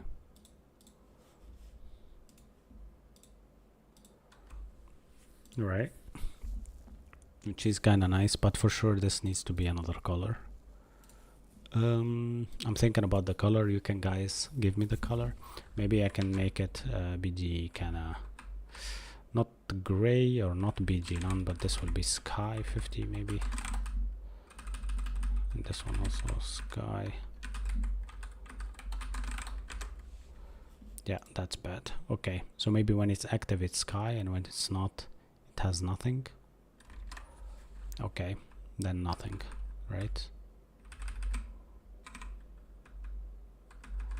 But does it have by default something? That's what I'm worried about. I think by default it has black, right? What a mess. Why buttons are these complicated, man? All right, so what I want to do then is that to change it to background of none. And why that doesn't work though? BG none means background image. Oh, okay. Background current color. Probably there's transparent one, maybe. Yeah, let's try it. You know, this is why I hate styling, because it takes too much time to do. And might be correct that we are having now, but I still don't like how it looks like, kinda.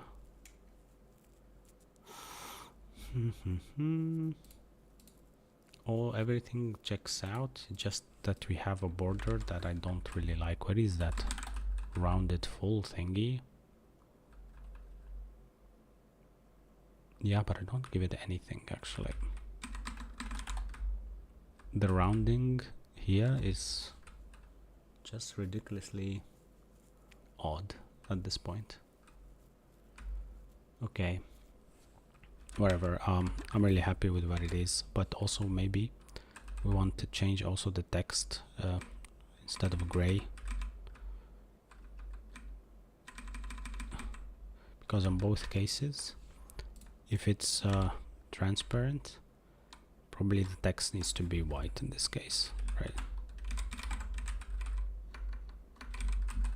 Otherwise we just give it like a text of, maybe we try some big slate part. All right, at this point this one needs to be also or back. Oops, I don't know why that happened, but V and end. Okay, it's not working. Okay, end of word, but if I want to go back, I'll just G word. It doesn't work for me now for some reason. Okay, I'll just copy it and go here and just substitute it. All right, cool. But now the hovering part I still don't like. Probably the opposite in this case. Okay, you know what? Where is the hover for the gray part?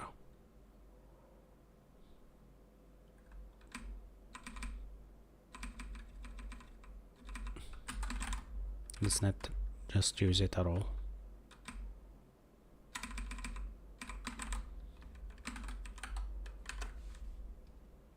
Okay, I might actually did something around it should stay though, but okay, nice, but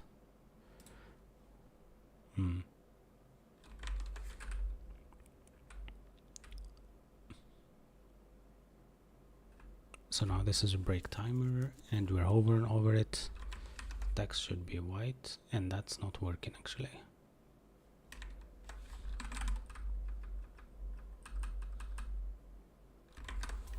For some reason it's just too odd, these two buttons, and if I use just the span, that will be super much better.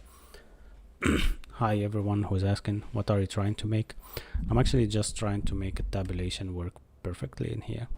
Do you think it's worth to start a part of front-end dev in 2025? Yeah, why not? What theme is that? This is Tokyo Night theme, by the way. Nice guys, thanks for asking. Now let's continue suffering with this. So I have a kind of like some classes that I'm trying to actually play around, and based on certain constant, I'll just change them, basically change the colors. Nice. For now let's leave it as is. I think that's fine. It's just that when I hover over not an active tab, so this is when it's not an active, I will just add a hover text white or some, yeah, and here as well. hover text white. So now I'll show you what I'm doing just for you to actually see it.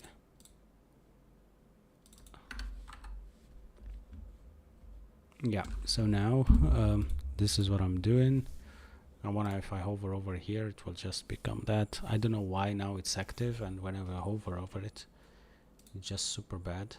I think I can take the hover outside, so even if I hover over this or this, the background won't change badly actually.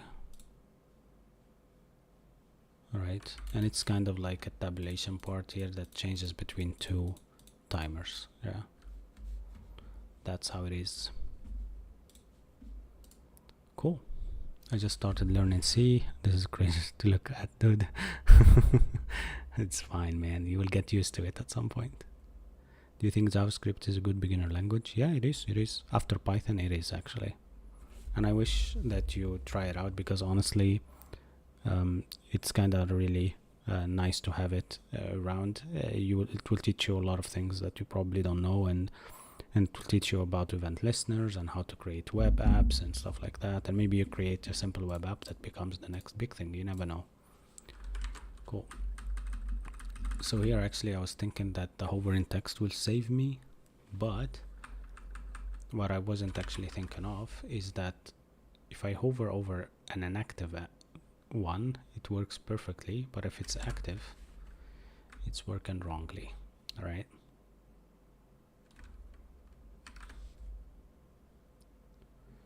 BG gray 50. Let me change this to red to see just if I am on the...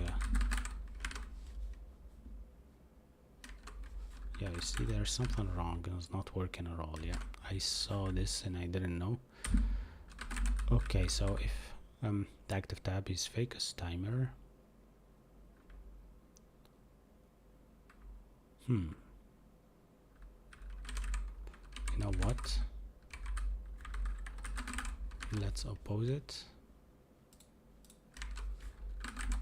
And then here I will just put it as focus timer.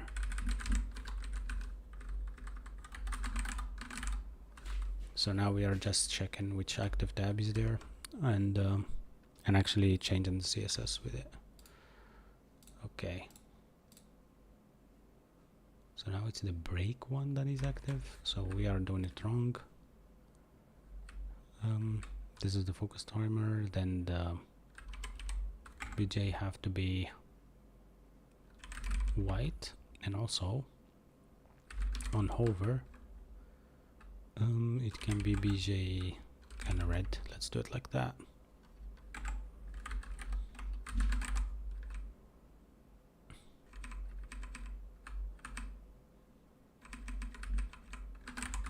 Yeah, and this one will be the end operator. For now I don't care about if it would be anything else, and then I'll do the same thing here.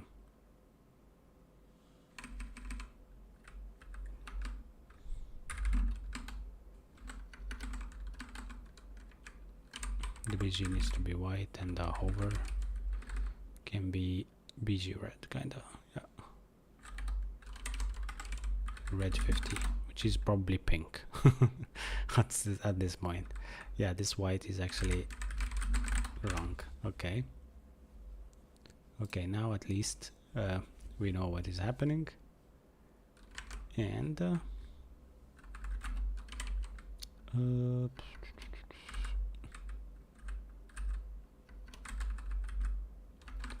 otherwise, let's do now the otherwise part. Otherwise, BG equal to none.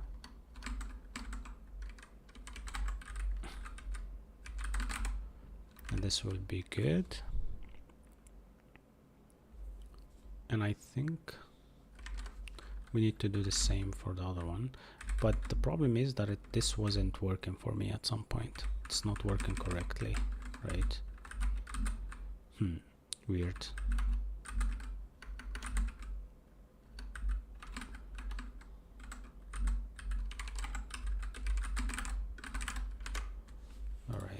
this not working correctly at all. So if it's active, its BG is right, and that is fine, but also its text needs to be something. So its text will be, let's do that emerald color that everybody was wanting to have, and also here. So now it's like that, and emerald looks so bad. Super bad actually, but at least we are on the great path, right? So let's do it sky. All right, and this one as well, sky. So now if I just go far away, it just shows always the active one, right? And also if I want the BJ not to be 1, probably to be transparent or neutral, let's try this one. BJ neutral 200. Okay, neutral seems so bad as a color, so I will just do transparent at this point. Yeah. Or I have an idea, or we can do gray 50 and then choose the opacity to be 10, and then here as well just do gray, oops, BG gray, and the opacity will be 50 and 10 as well. And this way we are just doing it correctly, I think, right? Right, that's nice. I will show you now how it is. Yeah, I'm using Tailwind, by the way. Yeah, it is Tailwind. So now we have this focus timer, you see? It's really nice, working well. And yeah, I probably want also the text to be not black, not gray, text white, but opacity will be 10 or something like that. Let me try that. Yeah, that's perfect actually. Yeah, let me try it. And hover, on hover maybe we'd want something, but I don't think I want anything right now. It will be black, and then yeah, perfect. Yeah, whatever, actually that's good.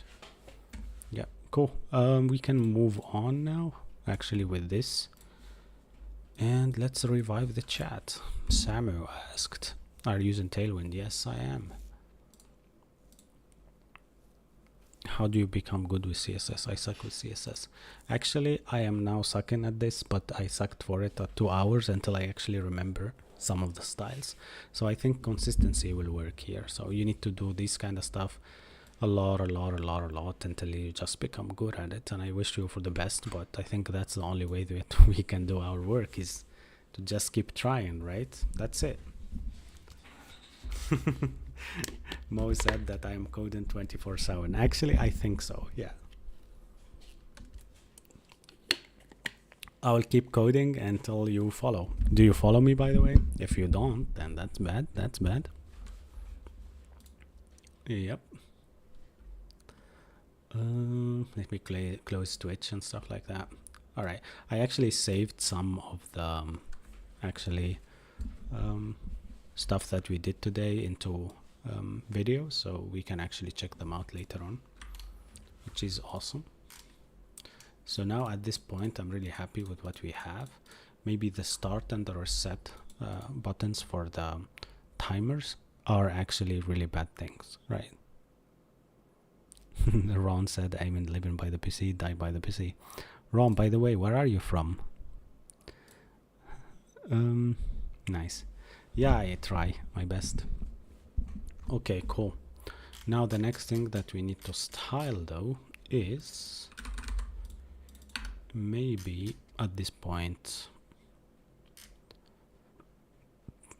I don't know, these two buttons on the bottom of this actually, these two here, which are really bad. I probably need the reset button to be very red, like the variation of red, and the start button of like a very cool variation of start basically. Let's do them. Let's try that out and let's go with it. So where is the chat? Let me follow what you're saying. Yeah, you're from Kosovo. I always forget, sorry, because like a lot of people actually write there where they are from. But how is it there in Kosovo? Do I have to learn CSS fundamentals enough, or I can start Tailwind? Okay, you learn CSS fundamentals maybe from Front-End Masters if you know the courses. I think their courses for CSS is free, so I can share with you the course for Front-End Masters. Yeah. Actually, if you are a student, you can go via this link and get 6 months for free. So any student can get Front-End Masters 6 months for free actually, which is really amazing because students will have to learn too much and this will help them learn super fast actually. I have my jacket behind me and it's probably blocking air to actually reach me out. Get it?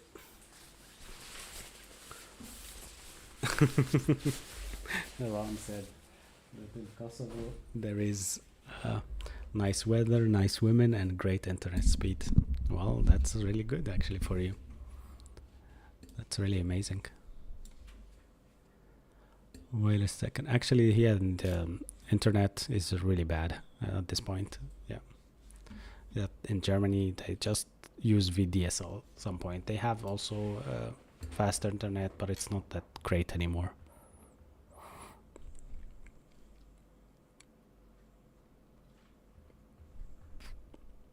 Yeah, I hope that I answered your question, Samu, because yeah, I think that's it. That's the ultimate answer that you can get. Cool. All right, let's do these buttons as well. So now, these buttons for play and reset, I think they're here, right? So start, pause. So now if I do start, it becomes pause. That's nice. But probably I want also to put something in here, like a span instead, right?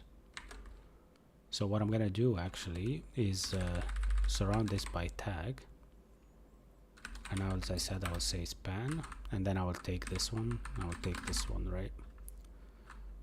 Also surround this one here by tag, and I will also do span for this. Okay. Seems good for now, at least. I want to actually use some React icons, so I will just do I will just do React or play sound or something like that. Play icon maybe.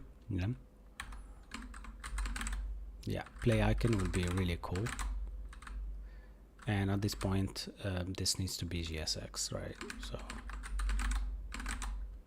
right, okay. Oh, it said that this needs to have a closing tag. Okay, so we'll do the same here. So just to make it like that, but instead of pause, it would be pause, and this one would be pause icon maybe. It's just very bad now. It's just, look what I'm trying to do. I will show you. So now if I click start, it becomes pause like that. So the icon changes also, right? Right. Okay, cool. At least you get my point, right? You get where I'm trying to reach out. So now at this point, we need also to make them a bit. This guy said markup sucks, GS is better, but we are doing React, which is kind of GS at this point. Oh, okay. Actually, you have an account with Front-End Masters. That's nice. You can find all the CSS there that you need to start, and then yeah, I suppose that you need to move on with actually either maybe Tailwind or Bootstrap, but for you, pick whatever you see best for you actually. Yeah, this one is actually not working correctly, so I will just do item center, justify center, and also I will make a padding of 2 just for it like that, and a gap of 2 as well, maybe. Yeah, the buttons now are becoming a bit odd, So oh, wait a second, it's a button already. Why do I put span inside the bottom? I don't care at this point. Yeah, it's wrong what I just did, but at this point we don't care, it's fine. We already did a lot of mistakes. So this one needs to have like margin y of 2 maybe. Let's do 4. Let's do whatever. Oh, actually on top it's 2 as well. Let me just go top. Yeah, actually it's 2. Let me do the padding. Why is this a padding actually? It needs to have margin 4. Let's do margin 4 just to make it prettier. So we make that the margin on top is equal to the margin on the bottom, which is really amazing. I think now we are really going great with this, I think. And for everybody who's actually here for the first time, please follow. That will help me a lot, right? Marcellus asked if this is VS Code. No, this is actually Tailwind. I'm kidding. This is actually NeoVim. And NeoVim IDE is just text editor that you add plugins to it and make it actually work for you, right? Nice. Cool. Nice question, guys. Nice. All right, let's continue with this. Let's make it more pretty even. Let me just actually make this 100%. Okay. Start and reset seems cool. Nice. Nice. Okay, so now we have everything that we need to do. Maybe we can just play this out to see how it works. Okay, so if we go down, this part here needs to be the same down below, so I'll just do this. Yeah, I don't care how it plays out at this point.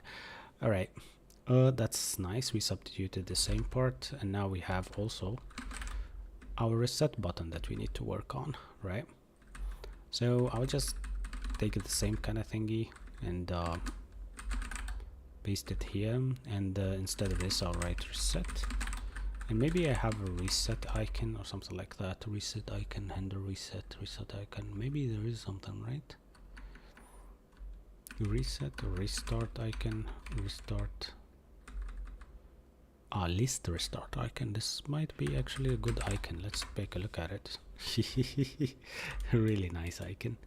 So now you will see what I did. This here, now we have the timer, as you see. Now I will start, and now I will just reset, right? I can start and pause though, but if you start and then pause it, all right, pause it at certain point, it just wait for you, right? So you can change this one and then go back, and then it's still waiting for you to start it again, right? Which is epic, I think. Now you reset it. Nice. You have your timer there, you have everything for you. And by the way, this timer, we can go on top and change it. I think I don't like the break timer or the quarter timer. I think I'll use the half timer in this case, right? And this one also half. I think what I wanted to do by this is just to have like examples, and then I will have some tabulation in here to change which kind of timer you want, right? Which will be amazing. And the pause is always 5 minutes, right? Cool. What do you think about it, guys? Isn't it pretty now? It's becoming like a bit by bit a bit prettier, right? Also, we have these white noises here. That looks ugly for now, but because I'm actually zoomed in. And by the way, if we go to mobile view, it will just go grid of 1, so that's also fine for me actually. Yeah, maybe we make these prettier as well with just implementing kind of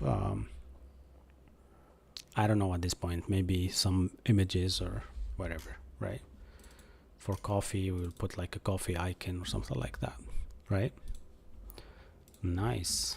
We built this from the ground up, which is really amazing. Thanks everyone. Some guy said I like it a lot. Thanks. What do you do with Next.js is when you know that you're building a SaaS that has already like in the backend backend to it that you can build it with. So that's nice. That's you can use Next.js is better for you actually. And then when you try to spin the app at this point, you will spin it with a lot of stuff like basically all encapsulated into one, and you don't need to separate the front end and the back end. You can dockerize only the Next.js repo and it will work for you actually. Alright, right now I feel like we already did a lot, so I will wait for a couple of questions of yours, and we change topic. Maybe I will actually be reading some articles with you, or maybe we try something new, right?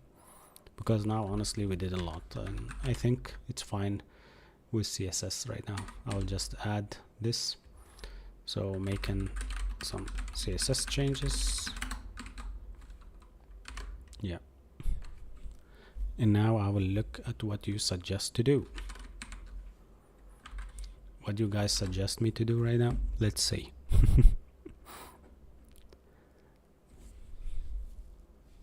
There is days that there are sometimes where we do something really cool, like Leetcode and stuff like that. Then a lot of people are interested, but there is some days where we do actually some CSS and stuff, and the people are really not that interested in it. But yeah, that's still fine because we are still learning anyhow. We did already 100 followers already in this live stream, which is really amazing. Cool.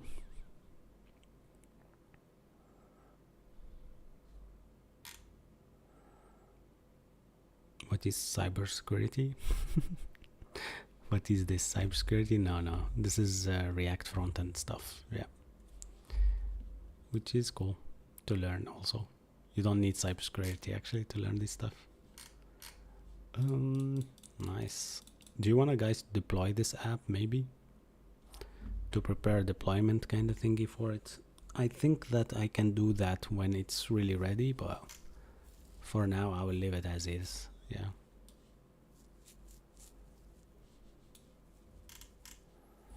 Actually, I think the front end and the back end, they need to run separately. And not with concurrently like I do right now.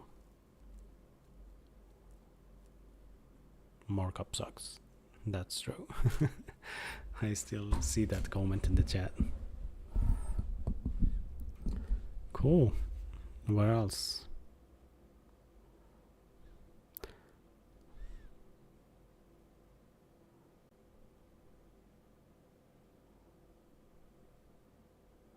So I have actually a couple of videos that I will share with you in the future. So we talked about best frameworks, stuff like that, but I think that I have other stuff that I prepared for you that might be actually really good to share. And yeah, I have some guys correcting me in the chat saying that React is a library, but actually it is. There is like difference between a library and a framework, yes, but still the same thing for now. Can you tell about branches if you are testing multiple versions? Maybe you can tell me, is that branches or you mean something else? And in here, do you mean Git branches? Reza said, what's going on, man? All good. We did a lot today. You weren't here. We did this tabulation part. And also we did display pause thingy, and we made this into a grid, which is really awesome, right? And we have search working right now. And also if you play something, let me just, it will become red like that, so you know that you're playing it, right? Also I'll mute this one and I'll try to play it, so you have two things playing at the same time. Next time maybe I'll add some stuff to it, like to make it even more prettier, right? Cool. Looks good. Yeah, thank you a lot. All right, so what can we talk about? We can talk about GitHub, right? Because some guy in the chat or some girl in the chat actually asked about this, so let me do it for you. The thing is that I need to share my screen first. Let me just do it, and I will probably record this as a video as well. All right. So let's do it. Let's do it. 1, 2, 3 and go. So what is React? No, this is not it. So we will talk about Git actually. And in this case, if we actually think about Git and what it just does versioning for your app, right? And Git actually is really common, and everybody needs to know how to use Git. If you are doing it for like a lifetime of coding right now and you're doing development for long, you need to know Git. Actually, you need to know it very well.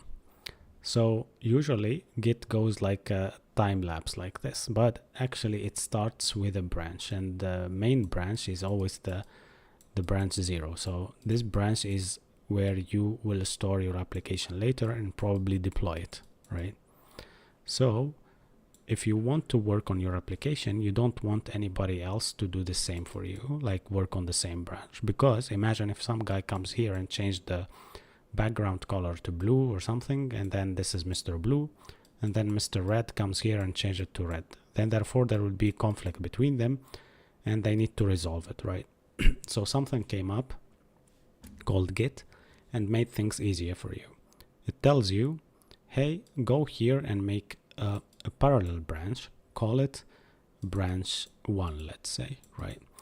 And when you create this branch, you actually will copy it from the original one, right? Which means that this 1 and 0 at this moment is the same branch. Or let me make it with another color. At this moment is the same branch, right? The only thing that Mr. Blue is actually working on branch 1, and Mr. Red picked his old branch here, and he wants actually to do another feature, and he picked another copy from here, and he went downstairs and made another branch, called it let's say red 2, right? So now the moment that they decide to finish with their tasks, let's say Blue here finished at this point, he just pushes everything here.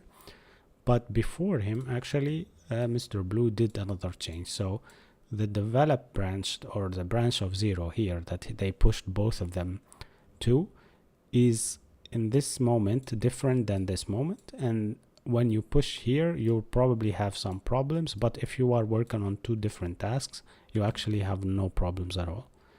And that's how it becomes that if you come up with a new task in the future, and then say this task is white in this case, and say, hey, I want to work on something else, this won't be any problem, because everything that they worked on in here will be already available for you in here. And that's it. I mean, it's just like that. I mean, you just go step by step and you will learn it. And to use Git, you need to understand what is Git status, for example, what is Git add, right? And so on and so forth. All right. Legia, who asked about the application username, Mr. 19916 asked what app is this. It's called Xcalidraw, and I will paste it in the chat and maybe pin it so you can go and draw to your friends whenever you are free. And also I use the mouse for it, but I'm very good with the mouse. Actually, I have a very good mouse, and I used to play Counter-Strike, so I know exactly how to write. I can do this, for example, for my name, and that's good. Cool. What else? Scroll. So never coded in my life, don't understand, losing brain cells, typing to understand. Jose, we are just talking about GitHub, right? And it's a really good thing to know about it. I actually forgot that I started the video, and now I need to stop it. But let me actually explain to you Git in a better way. I'll try to explain Git in the way that I think why it should be used, and why if you are a developer, you need to use it actually. Again, we said that we have what we call the main branch. What I called actually before in the chat branch 0 is probably not the correct naming for it. But now let's do it like correctly, what you will do in a real working way, right? So main branch always will be also the remote branch that all or your deployed app will be linked to. So your deployed app, or the remote branch that you have here called main, is exactly equal to the app that you have served in the web, right? The only difference here is that this version of main has parallel versions to it, One of them probably called dev or develop, right? And this is the branch that everybody will be working on. And now we will be talking a bit about features, and I will explain to you why I actually grabbed that name of features. So here, if you say, yeah, I copied the main in this point on t equals 0, let's say 0 second. At this point, you know that they are equal to each other, but develop will keep growing because other developers, let's say Max came here and made actually a new feature and he pushed it back at this point. Some other guy, let's say Alan, came here as well and he did the same thing, right? And he pushed back at some point. So develop actually has more features to it than main, right? At some point, you will guys say, okay, now this is our 0.1 version of the app. We will actually ship now the first kind of, let's say, patch, yeah? And this patch will be 0.012, maybe something like that, right? And that's how you see the versions of the app. Git actually makes your app versioned, and that's why Git is a versioning tool. So at this point, when you take the develop to main, you already put a patch inside main, right? And then therefore your main then will have like a patch over here, means that this is a deployment that happened on certain time frame and it works perfectly, let's say. Yeah, and you know 100% that it works perfectly because you push back to main. Before you push back to main, you already made a lot of tests. And that's it. Hope that helps.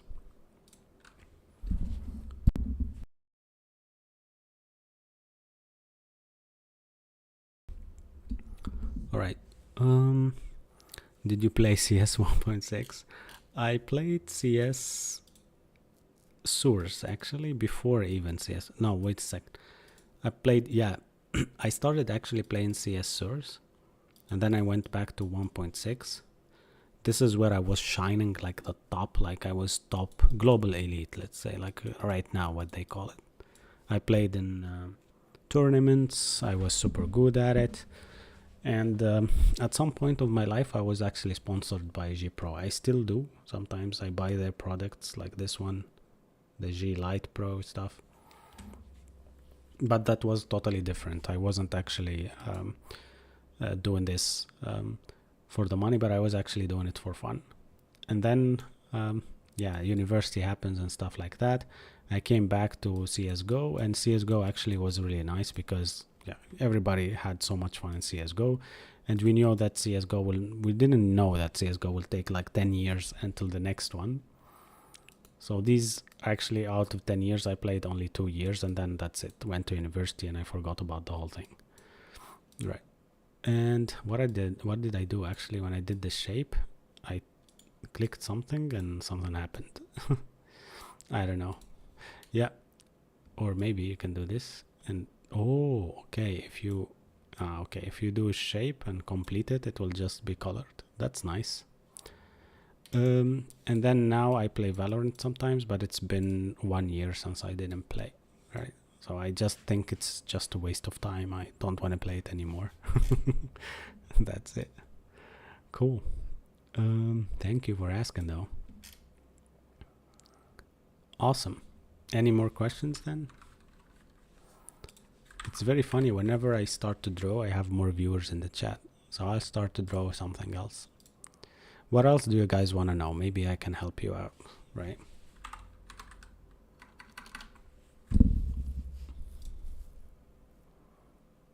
Yeah. I also like that people actually that come to the chat, sometimes they never coded in their lives.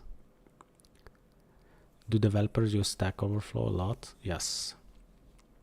Stack Overflow have like certain stuff that will be always like the go-to. So for example, if you have a problem with, let's say, CSS grids or something like that, the first thing that you will open probably there, because it's a human that explains to you this in 4 bullet points like this, and he says, yeah, grid is this grid column thingy, grid template thingy, and he will explain to you everything like that. The next thing, if maybe AI now is better because AI can communicate with you like ChatGPT and stuff like that, but honestly I think it's an overkill. Also Stack Overflow will be always the go-to for developers, actually. Yeah.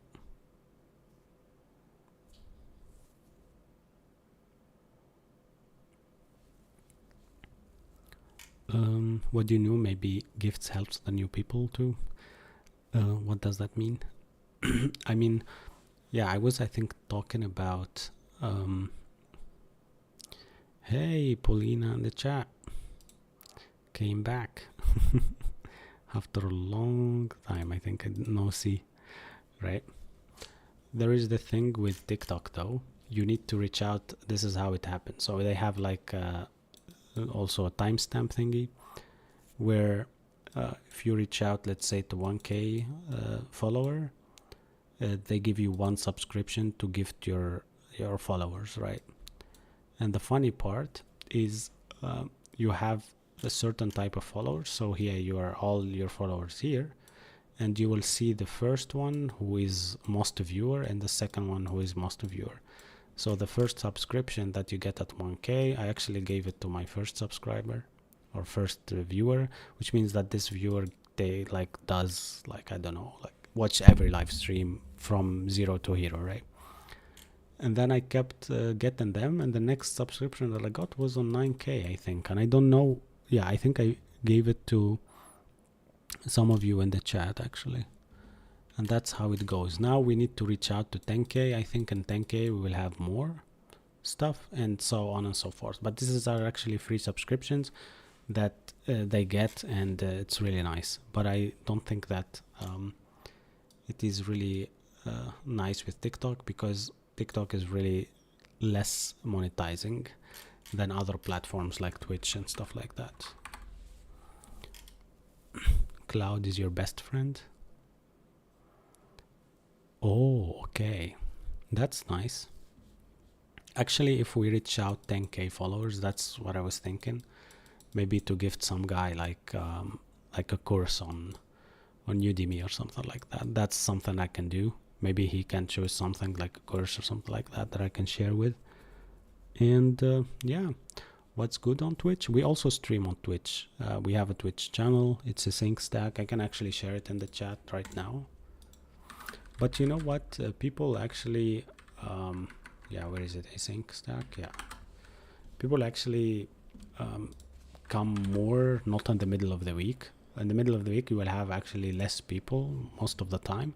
So now we have at nearly 1 a.m. like 20 people watching is like too much for a developer doing development stuff. Like we're not playing games, we're not doing any gifting or stuff. People are just coming here to watch me do this kind of stuff, right?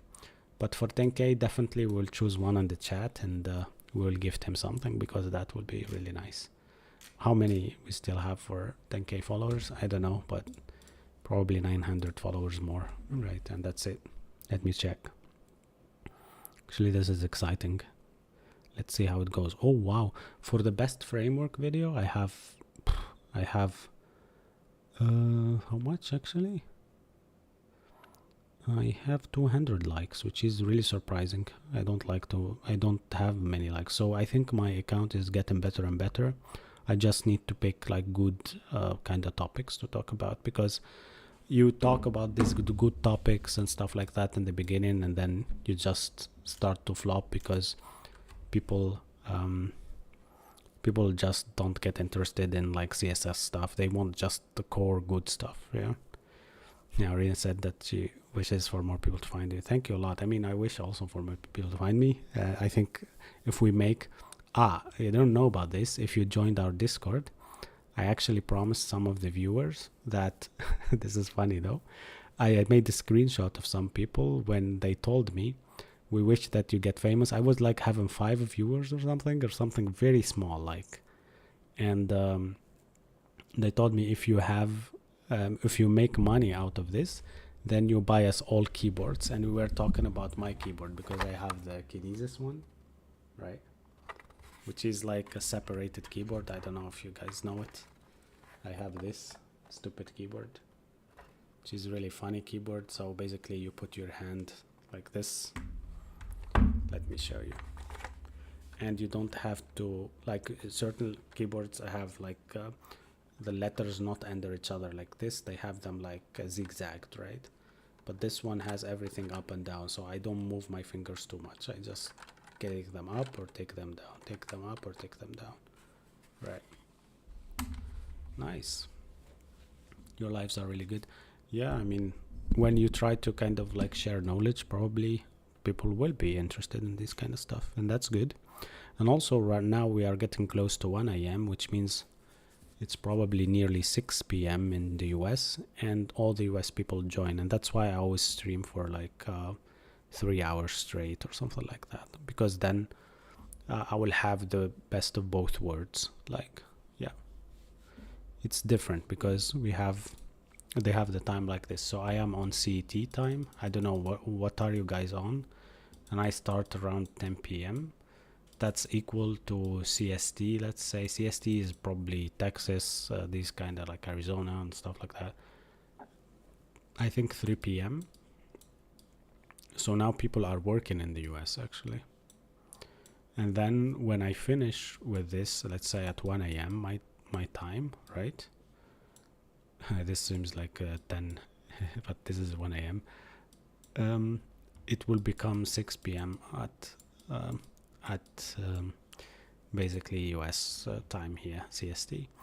And the funny part is that if I do 1 hour more and I finish at 7 p.m. their time, and which is on my time 2 a.m., then I will have more and more followers from there, which means that I woke up my account and I have like a part where my account will get like splitted between the German kind of users, because I have a lot of people from Germany for some reason, maybe because I am in Germany. And I have also another part here where the US people will actually start to interact with my videos. So usually when I wake up maybe around 9 a.m. or 8 a.m. or something, I will find all these interactions and I will actually interact back with them, maybe comment and ask them why they ask certain questions and stuff like that, right? Which is cool. And it depends also on what they want to see in my live stream. So usually this kind of after 10 p.m. or after 1 a.m. my time, usually want to see like lead coding and stuff like that, because US is more about how can I go to FANG companies like these. If you know, do you guys know what is FANG? FANG is Facebook, now Meta basically, Amazon, Google, and these kind of companies, FANG, like Amazon, FANG, wherever. And here we don't have that mentality. Here we just work and go home. That's it. We don't lead code too much. Actually, lead coding now is becoming like so less and less these days. Yeah, I don't use also hardcore English. That's correct, because my English itself is not that epic, right? So I don't think it is kind of necessary like for someone to understand me, like to have a really good English, right?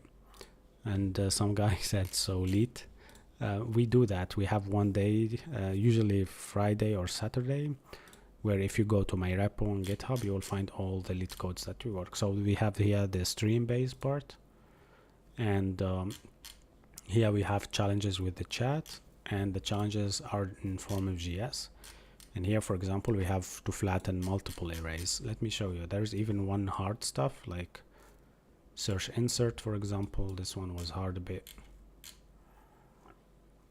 Yeah, minimum steps one. I don't even remember how I did them. It's usually pointers from right and left and stuff like that.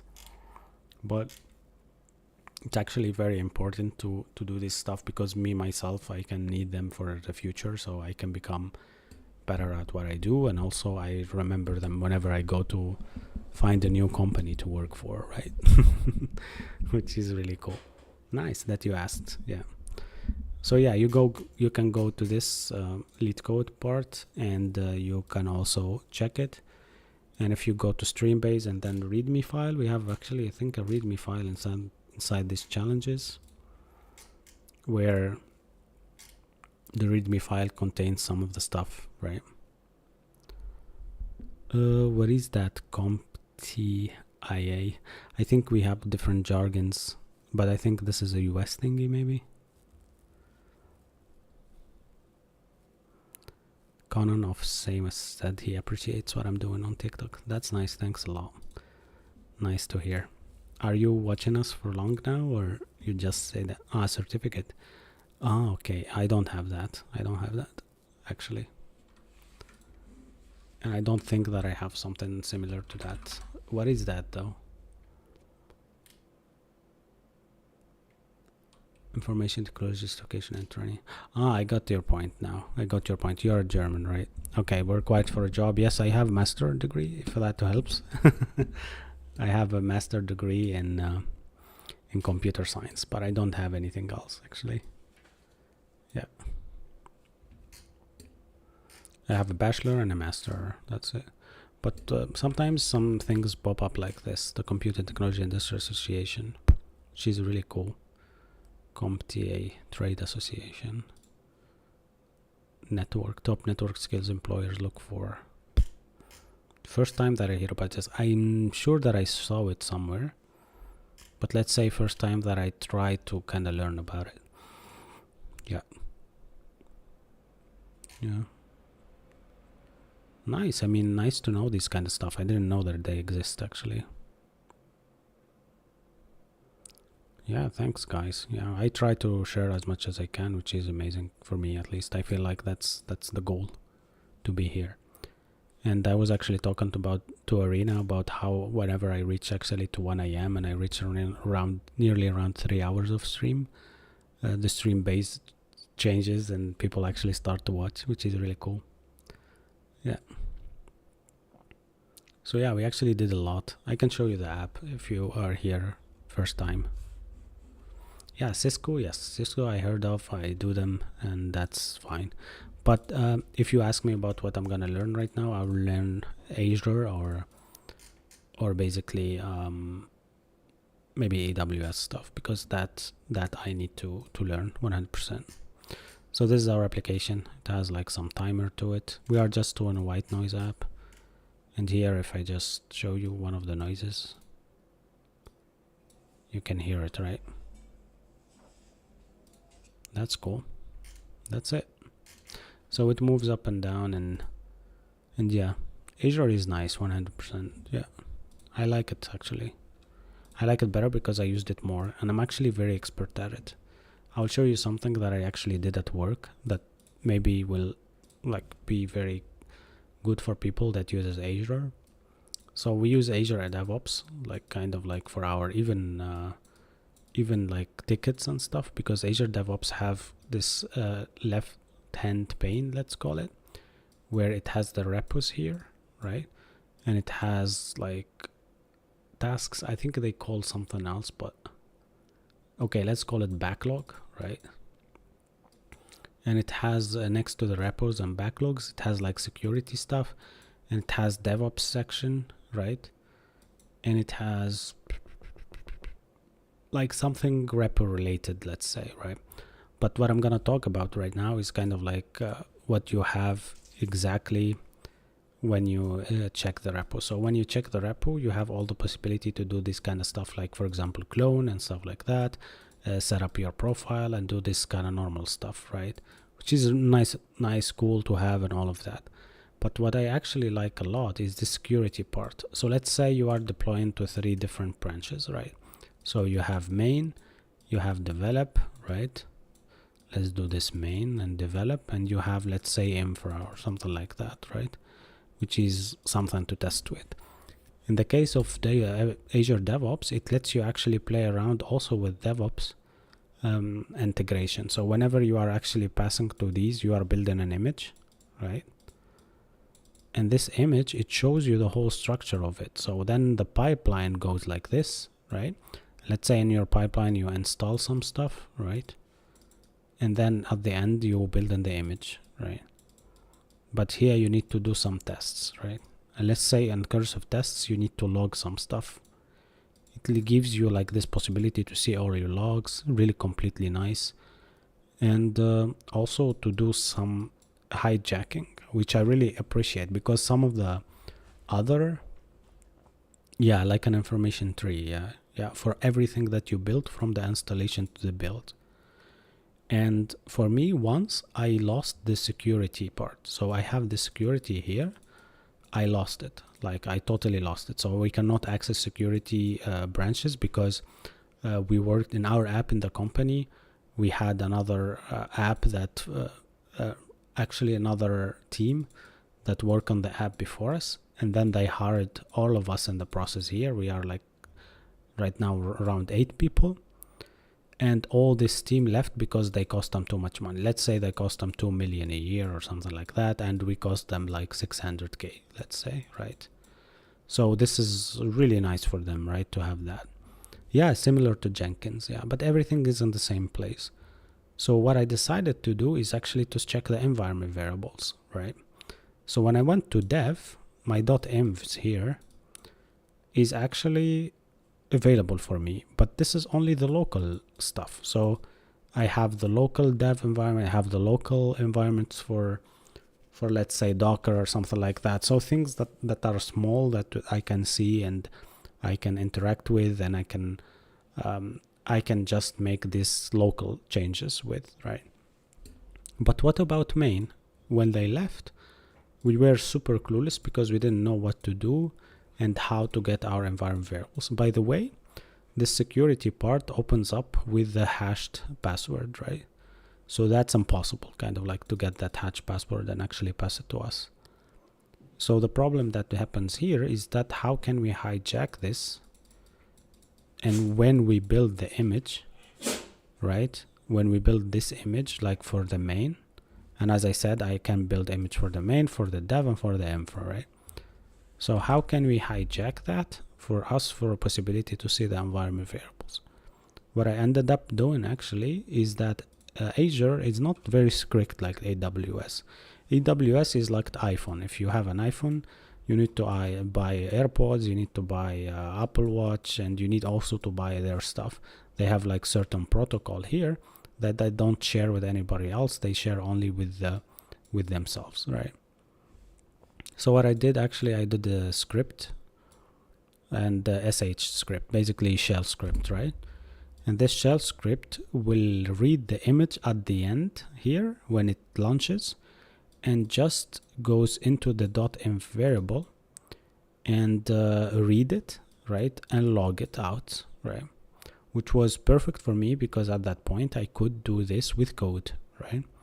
The thing is that this same environment variable problem we had later with jumping from React app, right, to Vite, because then we need also to recreate every React app environment variables to Vite underscore, right? So at this point, I needed to also hijack again and change the React app with Vite, right? Which became like literally hijack an application at the end, and this what I just showed you now is like a story that I will never forget anywhere I go, actually, right? Which is cool, I think, right? Anyhow, so I wish you understand this, but at least I told you why Azure DevOps for me is like kind of nice, right?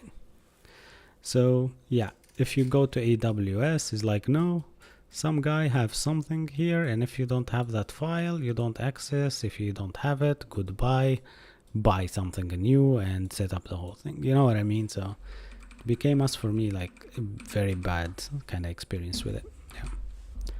Yeah. Do you think switching from AWS to Azure is complicated? Depends what you are using both for. So if you are talking about pipelines, let's say, it's the same thing kind of, because Azure provides you like this possibility to apply to it any Dockerized containers or any Jenkins stuff, and you will be able to build an image same way that you build an image with any other provider. But AWS is most known for its S3 storage, honestly, and S3 basically is where you store blob files kind of. And also the accessibility to this blob file is really distributed with a very, very, very fast KPI, like fast API structure. Yeah. Interesting content. I am currently doing further training to become a DevOps expert. Yeah, thanks a lot, man. I'm actually front-end developer, but these DevOps problems that I faced is just something common that we always have from time to time, and it differs from person to another. But this problem that I just shared is because we forgot about the security content, and that's why. Do you ever used Elasticsearch? Actually, I never used it. Kinda never, yeah. I don't remember actually, because I am also, this is what I do at my job, honestly. At my job, I log in. How can I explain this? This is all what I do. All right, you know what? A front-end developer. Let's put a front-end developer here. Let me write it like this, front-end. Why I'm writing super bad? Okay, let me know front and then underscore dev. And let's put everything that I know from front-end development, right? First thing, you need a framework or a library. I use React, right? I use also, for sure, like when I say React, I also say JS, right? So it's the same thing, same, but different, right? For sure, you need TypeScript, right? And this is, I will type everything that I do from everyday basis. Next thing is I do testing with Cypress, right? I do also something else called vtest or vtests, right? These are basically the normal tests, like the unit tests, right? What else do I do every day at my job? Okay, now we talk like tools and stuff like that. I use npm mostly. I use also yarn at my job, right? And I do some shell scripting and some command scripting as well. So these are the CMD stuff. For my personal use stuff, I use WSL for Unix-based like system. I do also use NeoVim, which you see also behind me there. NeoVim comes with plugins like Lazy NVim and stuff like that. Lazy and something called Mason, right? And this also comes with plugins, but I won't name them all. One of them is, for example, Lazy Git, for example, something like that, right? So it depends from person to another, right?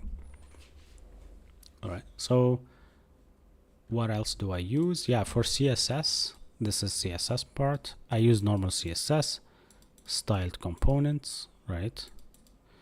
And I also do Tailwind, right? Which is better than just do this. Lately, I'm using a library called ChatCN, right?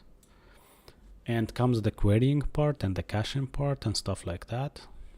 I actually touch 10 stack query, right? 10 query. Yeah, I also do, what else? I think here for caching, React hook forms and stuff like that.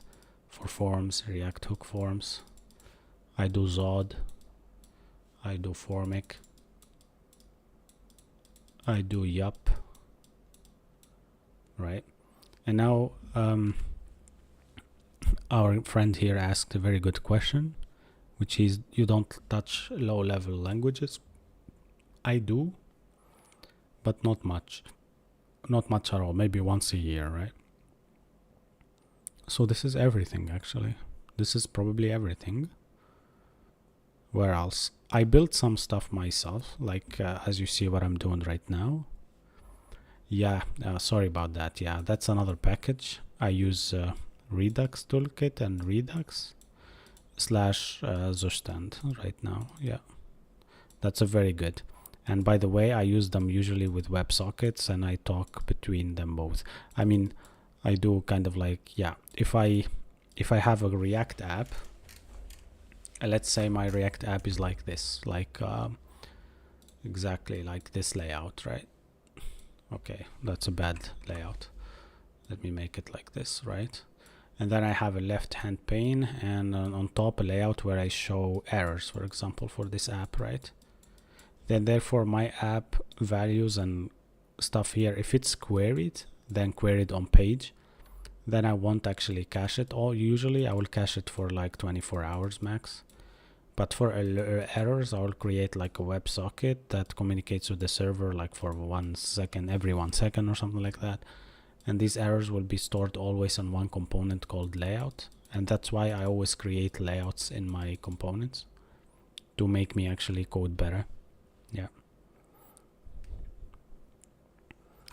You don't need actually Redux just on top of React Query, because React Query can cache some data. So let's say you have an application that have multiple pages, and it's an SPA, right? So single page application with each route. Let's say this route is like, let's say this config 1. Okay, let's just say config 2, right? And this is config 1. So in config 1, you're going to send an API request for getting, and then when you submit this, you do post, right? And you cache whatever you did, and same thing here and same thing here. So if someone goes back to this page, he has cached data, right? And here he has cached data. So in this point, you don't have a role to do such stand or something like that, unless you want to store user data, for example, or as I said later, user data, for example, name. And name probably will be on top of the application as a profile, like here, like a profile kind of thingy. So when you click there, you know exactly that will be like a pop-up here or something, pop over with what we call, and that will be really good. Yeah. So Anthony said that he uses context with React Query and ditch Redux. 100%. This is what I'm just talking about right now. So you can talk about profiles, about something like that, system configs, and usually why I said the layout, usually it's anything that is here like a menu or something, is mostly like a context stuff. Yeah. Or random. Here he said he moved from PHP to Java from his projects. That's a really kind of good jump, but why did you do that? Yeah, this is another thing that I should have actually mentioned in this case here, is databases. Yep. So let's do it here. For databases, I use usually Mongo, right? But right now I like a lot PostgreSQL, which we use at work. Postgres, right? And we do also, let me think, SQLite sometimes on my small projects, right?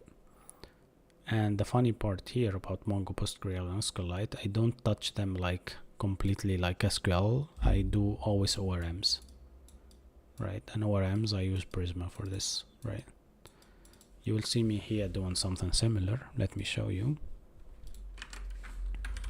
Actually, here we have a server, we have a Prisma, and we have a model schema. You see there? This is a model of the schema.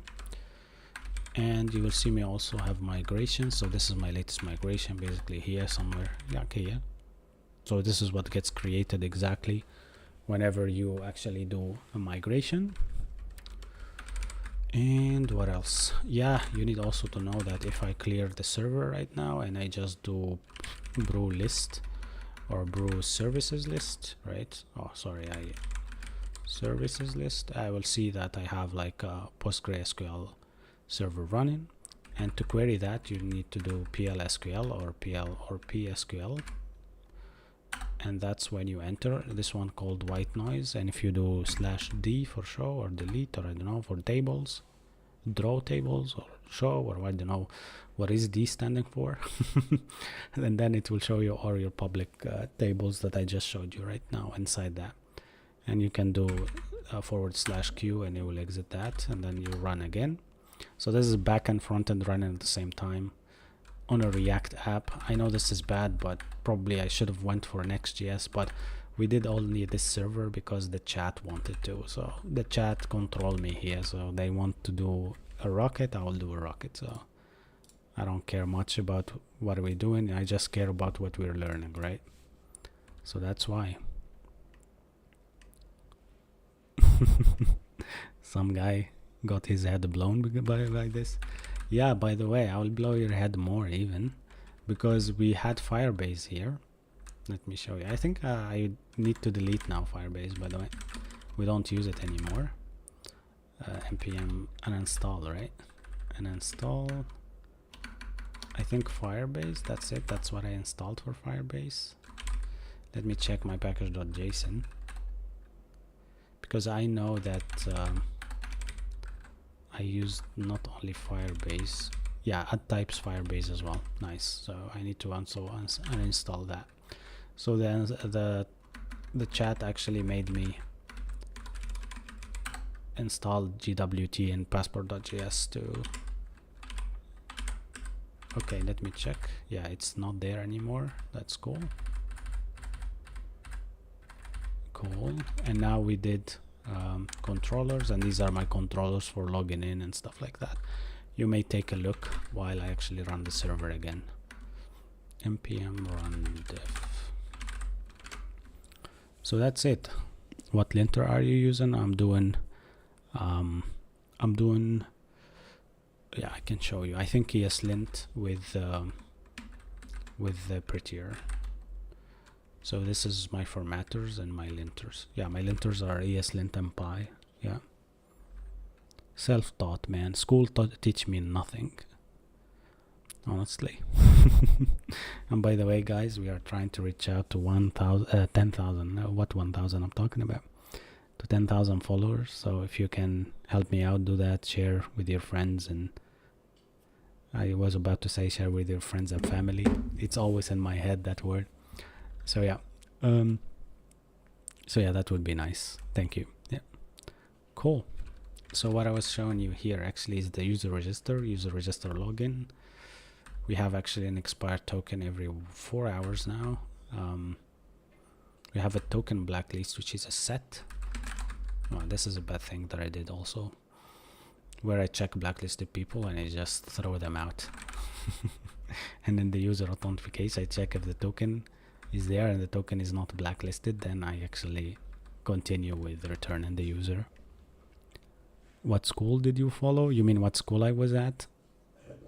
I was at a Russian school for my master, and I was in a Tunisian school, Arabic school, for my bachelor, and they're both not very popular actually, both of them. Normal schools actually. Bro, how do you even learn this? Self-taught or school? Yeah, as I said, it's just self-taught YouTube courses, front-end masters. Yeah,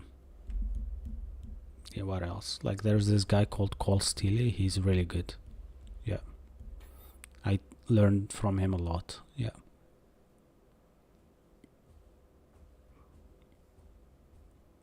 What web? What do you mean there? What is this comment? I didn't understand the comment. Yeah. What web components are you using? Like, I'm using actually UI components from ShadCN. Use secured cookies instead of blacklist of token. Correct, Tim. Maybe Tim, you can share with us some article about that, because honestly, I'm not familiar with how it's set. I'm a front-end developer, by the way, so this is kind of new for me even. Yeah. You might have a vulnerability in hash password with the bcrypt part, you mean? Well, that's a new thing. No, this is not Python, by the way. This is TypeScript. Cool. But how exactly will that happen? Maybe you can elaborate on that. That will explain a lot for me. Yeah. Cool. Actually, what I wanted actually to show here is just the fact that I'm creating some routes. This is my config for passport.js. I copied this completely from their docs, so nothing really to learn there. But here I have like this query and disconnect. Whenever I query the database, I just disconnect completely. I don't want to keep the connection, and these are my routes, right? And now we go to the fun part, which is the front end, which is more complicated kind of. We have hooks, we have reusable hooks, we have UI hooks and helpers, we have libs, we have routes, and I'm using 10stack, by the way. Yeah, 10stack router. And wait a second, and 10stack client query also. I'm not sure, but what is this? Oh, look at that! I stored actually some. I was actually playing with the chat, so I stored this user kind of thingy, but I don't need it anymore. So I'll just delete this. Yeah, this is my vidconfig if you want to see it. It has some aliases, it has some proxy data, so I can use API from the backend. and change origin is to true. Yeah, my prettier config to the point, my ESLint config also to the point. I didn't change much here, but here you go. We have a problem with ESLint hooks. Yeah, the types of it. I think I need to install the types. ESLint plugin React hooks. Let me actually install that.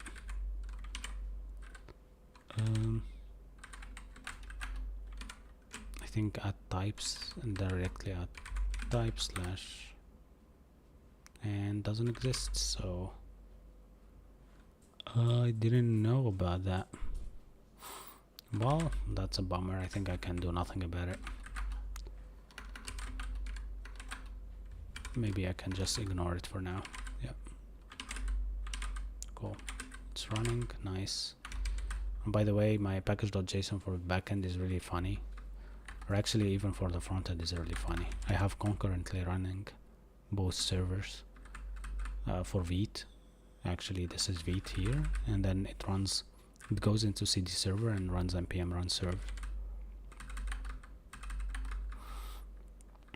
which basically at this point I regret not using Next.js. It's repeated. You need a function to parse the auth header. To parse the auth header. Okay, that's new. What do you use to bootstrap? I use Excalibur. It's kind of a very cool tool to actually paint on the go. So I was actually showing my chat this kind of thingy. They are asking how do I do this? So this is called Excalibur, and we were talking about applications and stuff. Usually every day we talk about something similar. We were talking also about how to hijack environment variables in Azure DevOps when you forget about where you put your secure files. And this is about also, we were talking about, now it's 1 a.m. time for me, so I am in Germany. So for you, if you are in America, or I don't know where you are, probably 6 p.m. or 7 p.m. So that's why we usually at 1 a.m. we have new users coming in. They just log in and they start to watch me, which is really nice. Cool. So yeah, this is called Excalibur. I will paste it in the chat. I just use it for kind of sketching. And now, yeah, let me show you the application before actually. This is our app. Yeah, let me kind of show you the whole thing. All right. I'm using PostgreSQL, by the way. Yeah, that's I pasted in the chat the tool that I use for drawing. So now the result is here. Everybody is actually want to see the result. So we have the focus and break timer. It works perfectly. As you see here, we're changing like the icons and stuff like that. If I want to reset, I will reset it. If I want actually to run the stop and run actually the break time, it will work for me. And also we have here white noises, which are noises that you can listen to whenever you are on the application. And this is kind of like a tool where you will kind of listen to some white noises while you are studying, right? And here I will just play one sound for you. You see, as if I am in a coffee shop or whatever, which is really nice, right? Hopefully the sound is not too high. Yeah, and whenever you play, it becomes green, by the way. So whenever you play, you see it becomes green. That's Tailwind, just we played like between how it plays and how it not. I have a lot of white noises, and then if you don't like these white noises, you can write in this input your ID from YouTube, and there is this actually kind of form that checks if that's correct or not. And here, if it's correct, then therefore lets you listen to whatever YouTube video you want. This will, by the way, will be hidden, so you won't see it at all. Yeah, cool. Maybe we can add some yeah, where did you get the white noises? That's a good question. Actually, I scraped them from the web. I have a scraping function here. I'm using Python, and Python actually helped me to scrape them from some web stuff, basically. But the funny part is that they are actually they're actually inside my app. It scrapes them and then puts the link like this, and then actually if I go to my public folder, downloads here, sorry, not there, but here on the left side pane here, you see it like these download port. These are the white noises, and I load them through a helper function. Where is it? Here you go. I load them using this helper function on top, basically. Yeah. If you want my white noises though to listen to them or even to use them in your project, I can share with you this. It's actually very easy to be there for you. By the way, I stream on Twitch also, so you can see my Twitch account. You can search me by Async Stack, and I stream on Kick as well, by the way. Everywhere I stream, basically everywhere. Alright, so let me go and show you where we do. This is our stream based GitHub. So in my GitHub you can see a lot of things that I'm doing, and you can follow us there, and you can actually copy the whole thing that we are doing right now. You can go to my GitHub. It's called White Noise, right? And it's started by 4 people from the chat, which is really nice. And you can follow me there and take it if you want, fork it, and please do a PR if you see something that you can edit, because this will be nice, right? Thanks for everybody who's following. Here you go. I gave you the project actually in the chat. Maybe you can share it with your teacher as a project for you. Nice. Oh, we are 9,100 followers. So we are pushing for 10,000 as soon as possible. So thanks guys for doing this and making this happen for me. And that would be great. Cool. Look at that. Any more questions? Okay, so Tim actually shared with me this Mozilla HTTP cookie thingy.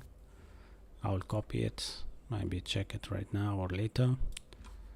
But yeah, that would be nice to know about the cookie stuff, because honestly I don't know how to kind of read the GWT tokens and stuff from the cookie part. Yeah, I need to read this completely and see how it works and how to expire the cookie. Yeah, that would be nice. Yeah, nice. Cool. What other questions do you guys have? By the way, this project actually is now becoming not that easy to follow up on,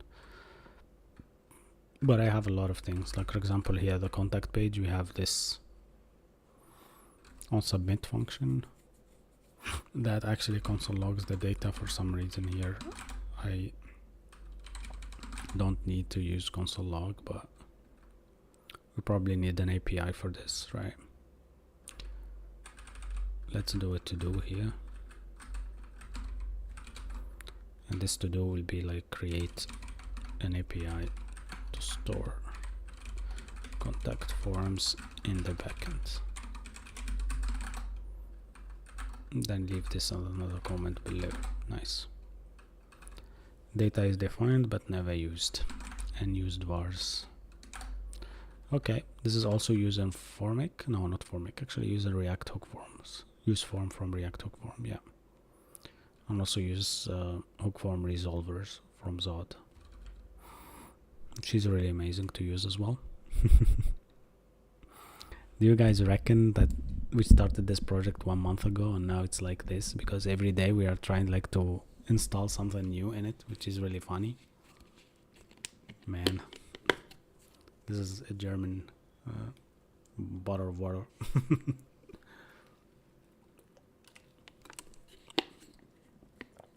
All right.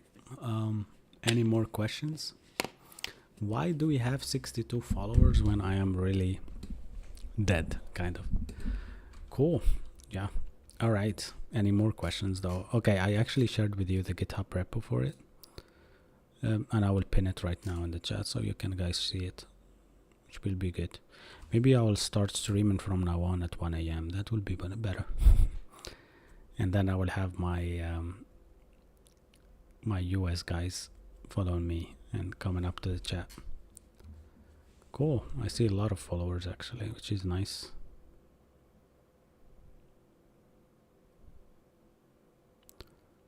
Cool. So we are trying to actually push for 10k. So if you can do that, that would be epic. Nice. Any more questions about this, what we have? Yeah, I was saying I'm dead, and then yeah, 5 people joined. But it's actually as I have analytics, it's just +10 -5 +10 -5. Yeah, which is really cool.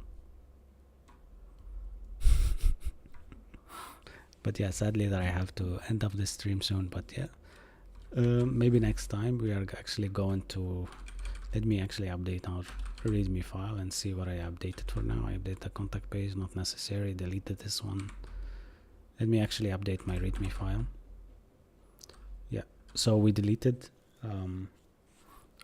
Firebase. We also added some components, some tailwinds to the timer component. We need to check MD, and I think that's okay. Yeah, we need to probably put the metronome in the app. Some guy actually said that we need to do that, so I will actually do that. Maybe next time we do that. But actually what I want to do probably better is actually to interact with database, because we need some to-do list stuff, right? To-do list, oops, inactivity. We have this inactivity every 1.5 hours.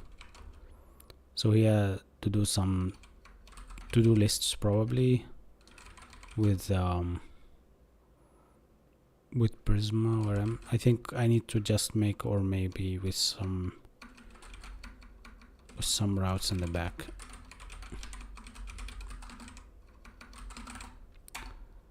And let's save this one, update and readme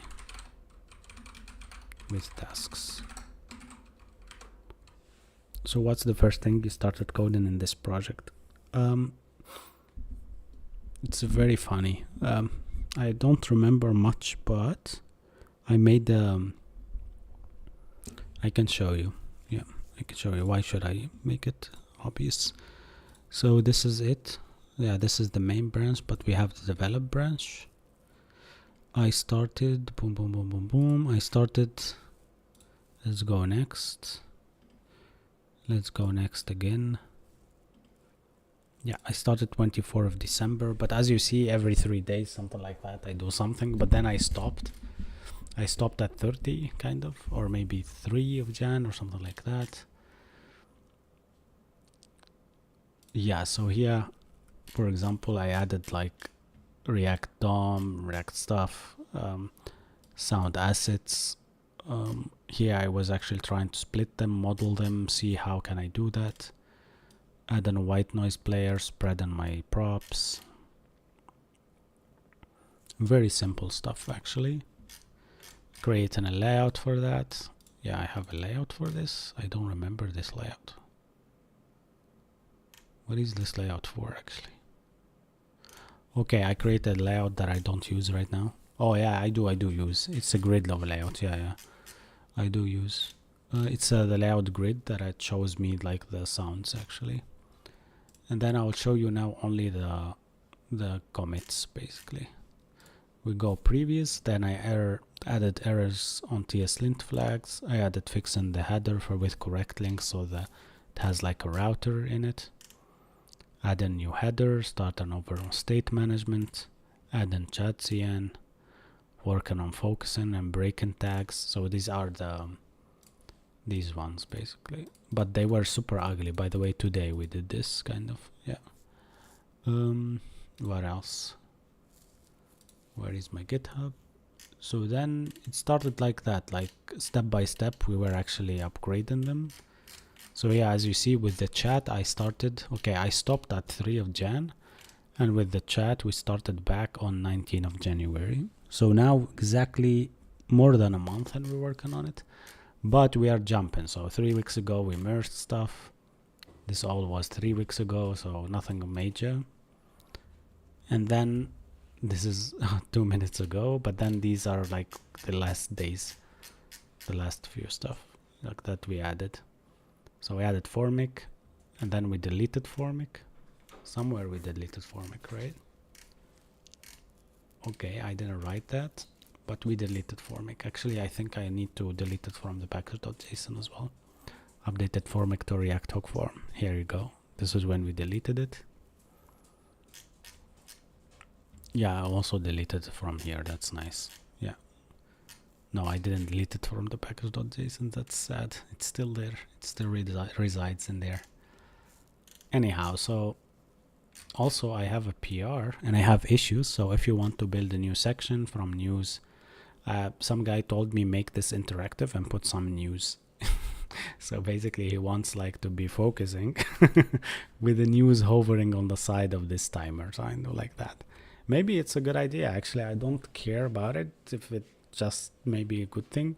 Maybe someone wants to put like a football match stuff or like to check some stuff, but for now it's kind of nice. The contact page looks super bad. We will change it. The services doesn't work at all. It's just an empty route. The about is an empty route. The home is this, and then the login page is this basically. And then if you just go here, fill in, it works perfectly. If, for example, you go to sign up, if you type here, it will tell you like Zod thingies, right? And then you can sign up. And that's it. I mean, we did a lot, but a lot in a way that we learned, right? We have also our network tab working with creating, generating, getting the profile, as you see here, with a hashed password. Status on. This is a sanity check. I called it status. Just I check that the backend is there. Sometimes it breaks for some reason, so just wanted to do that. These are actually, I think, logs from Vite itself. Yeah, login events and stuff.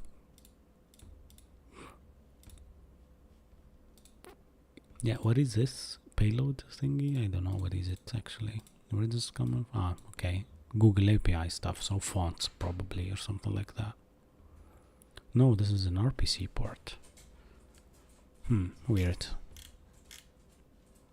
Maybe I need to disable some of the stuff, but usually this is my stuff. Like here is the profile, get profile, GW token stuff. Yeah, cool. Anyhow, guys, thanks for being here honestly and asking all these good questions. Sadly, I need to go, so I will really appreciate it if you guys come back tomorrow maybe and stuff. Thanks for watching. Go please maybe join our Discord. We have Discord actually on my profile here on TikTok, so you will have all the stuff that I just shared over there. We discuss basically what we will do in the live stream tomorrow, and every day I stream, by the way, so you can come up and join us, right? So thanks a lot and a lot and a lot, and thanks for all these followers as well. Let's do tomorrow to be the day that we reach 10,000 followers on this TikTok, and that will be amazing. All right, so that's it, and see you tomorrow in the chat, and hopefully we will have a good time. All right, if there is any questions or something like that, please let it be in my DMs, but also join Discord. That's where we talk most of the time. Yeah, cool. See you guys, and thanks for watching again and again, and I really appreciate it.